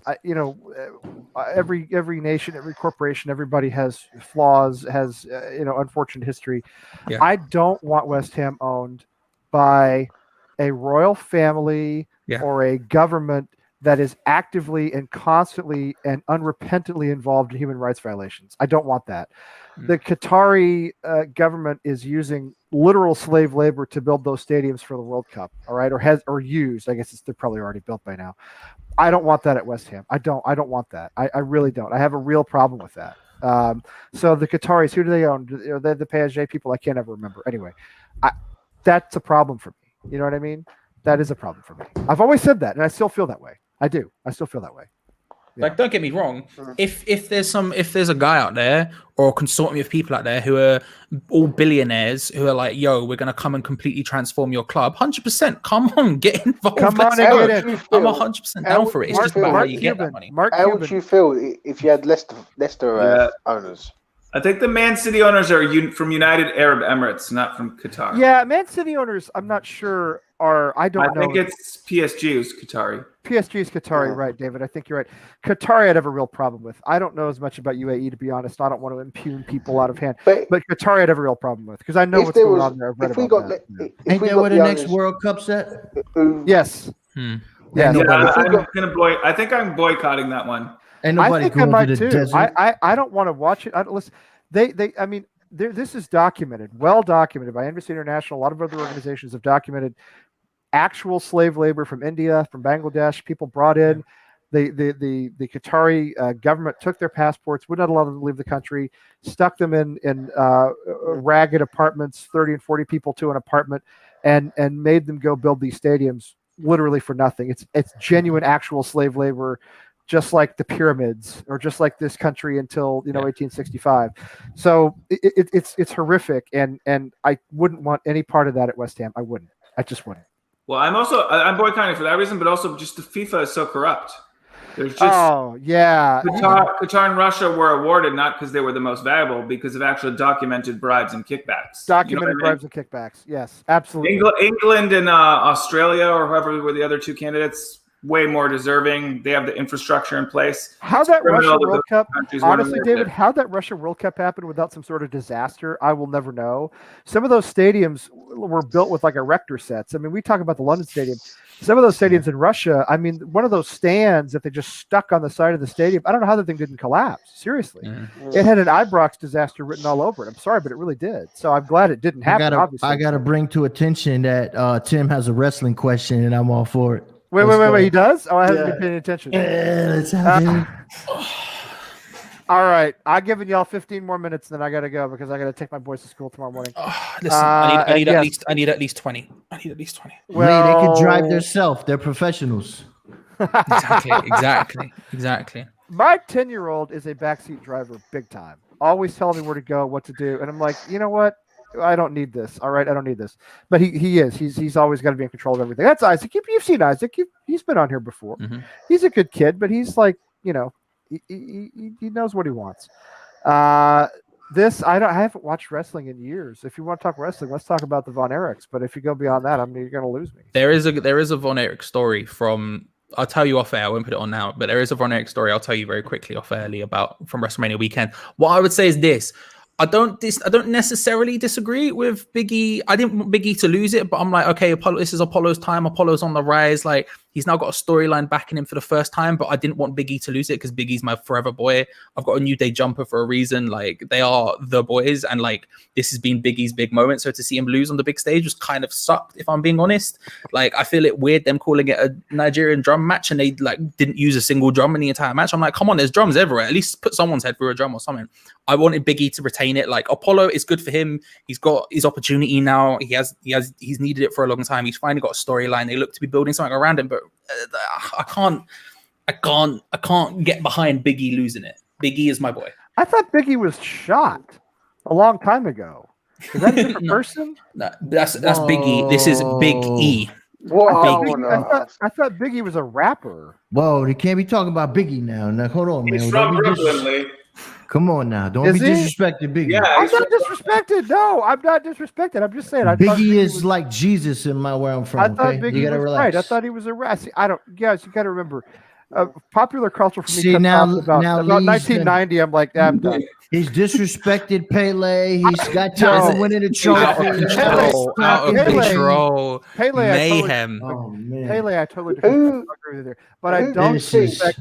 I don't disrespect Biggie the rapper. I'm not doing that. I'm not. Are you doing that. telling me you disrespect Biggie Langston, the No. wrestler? Is that Yeah. what you're saying? Yes, I am I've telling you totally that. lost track of wrestling. What? Oh, wait. Who do you think? I've lost track of Hold on, everything. let me say this. track of everything. They made Big E lose in his hometown of Tampa, and It was- he hasn't even had the His belt that long. hometown of Tampa. Nobody in the world's from Tampa. Nobody's He's born from and raised Tampa, mate. Born and raised Oh, Tampa. please. There's no such thing as born and raised in Tampa. Born and raised Tampa. Tampa is It a felt wrong. 100%. That is a 100% transplant city. Nobody's born in Tampa. Nobody's Yo, born in Lee, Florida. he's from I don't- Tampa. I don't- He's from Tampa, bro. People He are went to from Tampa places Uni or like whatever. Detroit or New York or Boston. They're not from Tampa. Come on, straight out of Someone, Tampa. listen, someone's got to be born in Tampa at some point. I don't know. Do you that know what I somebody mean? does. I'm not sure that's true. I don't. Well, know there's that enough you're right people about in Tampa. At some point, someone's peeing a V, brother, and it's happening. I'm telling you. I don't know. Well, I listen. There's a lot of sexual activity that goes on in Tampa. I'm not sure how much of it leads to procreation. That's what I'm saying. Tampa is a different kind of place, you know. Yeah, and someone's nobody's- come and listen. Biggie Langston's a different kind of cat, bro. You ain't seen him wrestle, dude's like huge. He's out here, he's shaking like nobody's business, bro. You don't know. Neil, hang around. Who We're not would gonna you talk about say wrestling though? longer. Who would you say though? Right, going off the old wrestling debate, Fury Joshua. Who would you say wins that fight? I think Fury wins that fight. I do. I know a little bit about boxing more than I do about wrestling. I think Fury's he's just a nutter. He's just crazy. You know what I mean? I think the guy psychologically he just psychs everybody out before they even get in the ring. And I think he's extremely powerful. I don't know. What do you think, James? I think you're right, mate. I think Fury wins it myself, but I think it's He going beat to the be tar out of who amazing. was it? Wilder. Who was it? The American guy he beat the guy who came out in that big Yeah. get up. What was the response of that over in America? I've never asked you this. You know what? Asked this. I got to be honest with you. I know Charlie Boy's a big boxing fan, but boxing in this country is no longer. very My popular. family runs a boxing gym, Lee. What you No, talking I about? know. No, I'm saying I like boxing. Okay, I do. But what I'm saying is, as a sport in this country, it's no longer very popular. It's Yeah, just it's not as popular as it used to be. That's true. You know, Back in you the know what? You want to 80s, know why? huge in the It's 80s. because the media doesn't showcase it like they did back in the day. Yeah, it's That's true. the only reason. And No, you're right. people are just sheeps. So whatever's on TV, whatever's popular, and that's what they're gonna go. Boxing is big in Brooklyn and Philly. Don't get it twisted. We still I agree. about that life. Absolutely. We still listen, about that life. I like boxing. I like Deontay boxing. Wilder cannot box. He can't box. He has no footwork. He can't pivot. He's got one punch, a straight right. That's it. Anybody that can pivot and move, it was gonna beat him. He beat 40 cab drivers. Period. I trust what you say, and I'll tell you, I actually really like boxing. I haven't watched it in recent years the way I used to. When I was a kid, it was huge, especially that like middleweight type, like Sugar Ray Leonard, Marvin Hagler, Hitman Hearns. Those were Roberto Duran. Oh, with the fists of what they call it, fist of concrete or something like that. Those were tremendous fights back then. And they would be on TV. They weren't on TV live, but they'd be on like Wide World of Sports. Like the next Thomas day. the Hitman Hearns, he was big, right? Thomas the Hitman Thomas Hearns. Hitman Hearns. Marvin Hagler was from Boston. Sugar Ray Actually, he was born in New Jersey, and then after the riots, he moved to Boston. I want to say Brockton or Lowell or something. He was from Not Brockton. Boston. I think Brockton or was from Lowell. Brockton, yeah. He was born in Newark. He was born in Newark, New Jersey, right across the bridge. And when they was like 16 or 17, whenever they had the riots back then he moved to Broxton. It's true. You're right, Charlie. You're right. That's Who true. do you think, Charlie? Who do you think wins out of Fury and Joshua? I think Fury wins. I think because listen, as far as a big man in power and all that, he steps the right way. His angle is always right. He could slip, he could dip, he could do everything. Joshua's a little bit rusty. I hope Joshua wins.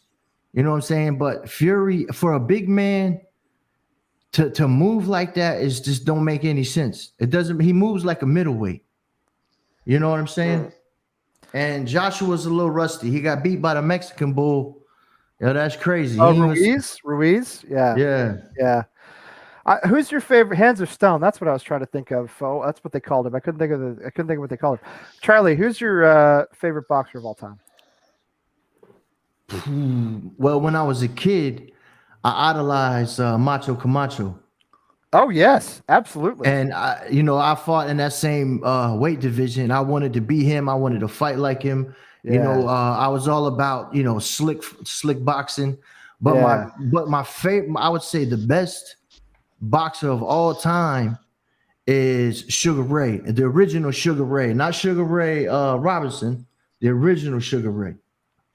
Wait, Sugar Ray Robinson was the original Sugar Ray, though. Yeah, he was before. Yeah, you know what I meant. I meant not Sugar Ray Leonard. You meant not Sugar Ray Leonard, but Sugar Ray Robinson. Yeah, that's what I meant to say. Yeah. Sugar Ray Robinson. That's interesting. That's an interesting choice. My dad loved Rocky Marciano. He was the first, I guess, the only heavyweight to retire undefeated. Of course, that was when my dad was a kid, like back in the 50s. And he was from Brockton. Rocky Marciano was definitely. He was actually from Brockton. Yeah, you're right about Marvin Hagler. He moved later on. I liked Sugar Ray Leonard when I was growing up. I always liked him a lot. I liked Boom Boom Mancini. Do you remember that guy? I remember Boom Boom Mancini. Camacho beat Boom Boom Mancini. Yeah, he did. And Boom Boom Mancini killed that Korean guy. That was Camacho beat Leonard too. Camacho was a great fighter, man. He was a great fighter. But Leonard was old. Leonard was old when they. Yeah, Leonard fought way up into his 40s, and he had that eye thing too. He was like blind in one eye or something. And he had to come back from that. But I also used to like Julio Cesar Chavez because all the Mexican kids I knew growing up in high school and college loved him. He was huge in Texas, huge. And I just thought that was cool for them. So I kind of liked it. I don't know that I thought about him much as a fighter. I just thought it was cool that he was a hero to the Mexican kids. And so I was like, all right, that's cool. Julio Cesar Chavez, I get that, But yeah, I haven't watched boxing in a long time. I haven't watched it the way I used to. You gotta pay. It's all like pay-per-view. It's all comes on at 1:00 in the morning now. I'm too old for Not that. all of it. Just if you only look the big fights, like a lot of people, there'll be a pay-per-view and they'll boost it up and they'll be like, oh, I didn't enjoy the fight, because it'll be one power puncher against a slick guy that doesn't come forward. But every Thursday night, USA has boxing on. The Zone has boxing all the time, but it's guys you never hear. I watch.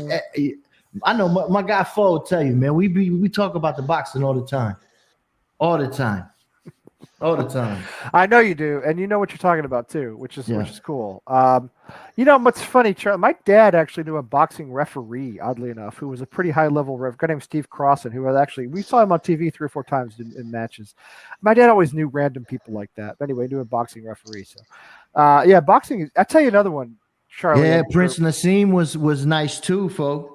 Yeah, he was nice. Roy Jones Jr. Roy Jones Jr. was a another tremendous fighter. Yeah. Thanks. Ricky Hatton was Ricky good. Hatton. I watched Ricky Hatton a couple of times, Charlie, on what you were talking about, like when he was on TV, like on USA and stuff like that. Ricky Hatton was a good fighter. Yeah. I watch him catch that check hook by Floyd. Oh, well, no. Mayweather's a different thing altogether, but he's so defensive. You know what I mean? That's what people don't like about him. He's not like, he doesn't come out attacking. He's all about movement and defense. Because that's the casual fan and never box. See, the definition of boxing is to fight with fist and to defend, but it's the hit and not get hit. Right. You know what I'm saying? The first thing we teach the little homies when they come to box, it's not to throw their hands. Yeah. It's to first you have to move forward and move back. Then you have to learn how to, you know what I'm saying? You have to learn how to slip. The last thing I'm teaching you is you're not even throwing a punch the first probably 2 weeks. That's facts. Yeah. Yeah. No, that makes sense. No, you can't argue with Floyd Mayweather's results, man. He's undefeated. He's undefeated. He's one of the greatest of all time. When he was younger, he used to bang real hard. He was more offensive. Yeah. So a lot of people, they were like, oh, well, he waited for Pacquiao to get old. He's older than Pacquiao. That's no. I mean, the arguments. I don't like casual fans. You think I get mad at West Ham fans? I just gotta ignore them. You would definitely call me a casual boxing fan. So like if you didn't box, you can't talk boxing with me and my brother. I'm not even going to acknowledge it. I just won't. I'm not going to do it. I'm not going to waste my time. That's fair. Mayweather knocked out Big Show. Do you know what I mean? These are big plays. These are big movements for a little guy. Do you know what I mean? He went up against Big Show, WrestleMania 2008 or whatever it was, boxing in that, bro. It was done. It was done. It was done. You got to respect it. You've got to respect it, you know? Thanks. You got to respect it. Yes. Who is he talking? John, who are you talking about? Patton? Or he's talking about Mayweather. No. Mayweather is a great boxer. I know. I agree. Of course he is. Hatton's son just did a 3 or 4 rounder. Did he really? Day. Yeah. His son? Yeah. How old is his son? Look, he's gonna be early 20? 20s. Yeah, he's a young pup Get in out the of game. here. No way. Ricky Hatton's like 25, right? Come on, man. You're making me feel old. Yeah. You are making me feel old. That is not possible. Ricky Hatton's 42. He's 42. Well.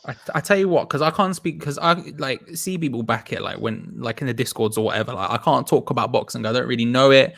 Like I'll watch a big fight either, when it's Charlie. on I don't either. sometimes. I don't know it. But what I will say is this: couple of just before lockdown, I did a promo video for a low level like UK pro boxer. He's like 5-0 at this point, right? Really, he's like fast as lightning, right? And I watched his fights and I see him like dance around the guy, but like as a total amateur, no clue what's going on. I don't fully understand it. I just see a guy who's fast as lightning. I went to film at his gym when he was training.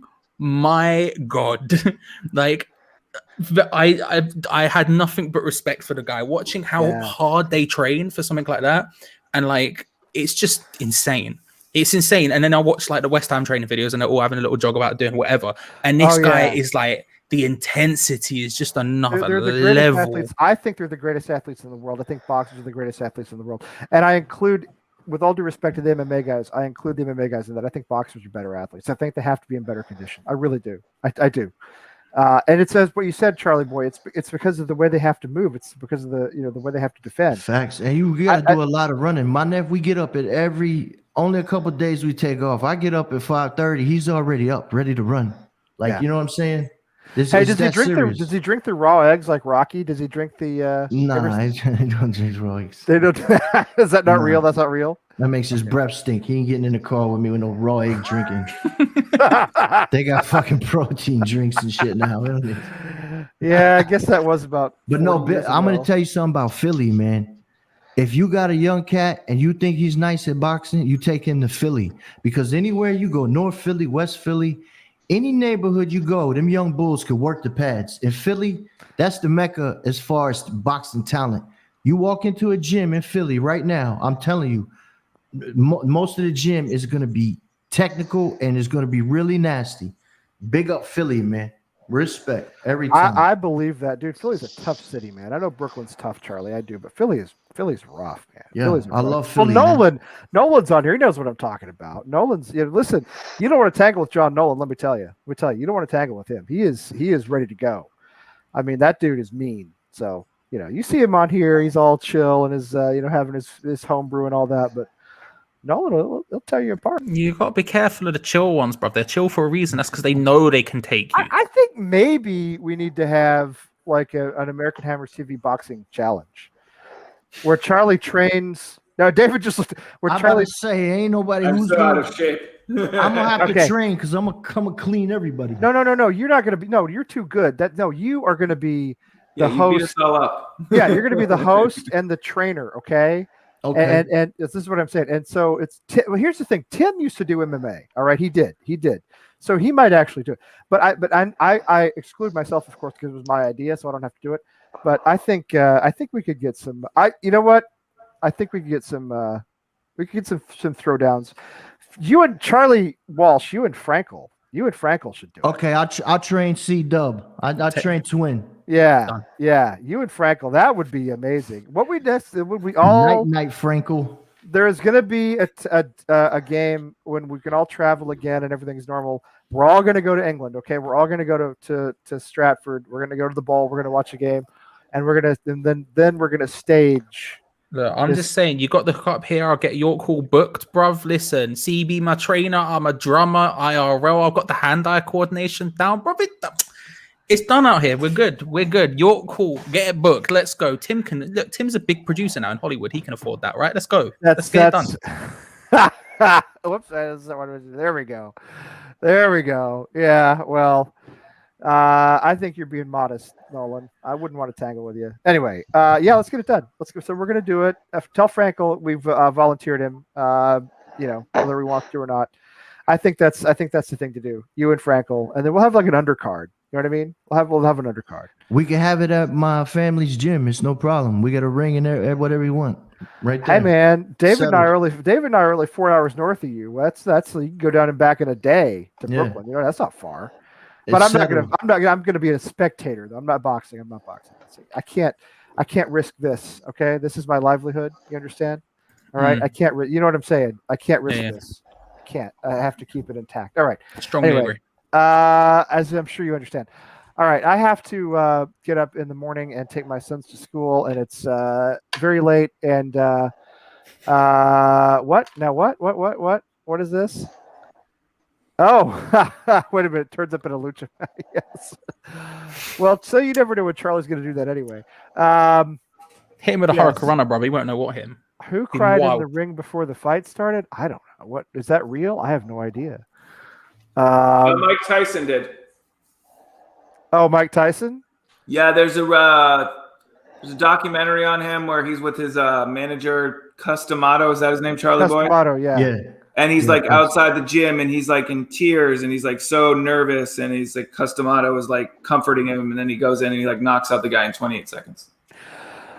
Mike Tyson is genuinely one of the most fascinating people of the last like 50 years to me. No joke. He's a fascinating man. He really is. Everything about him, not just as an athlete, but just as a person.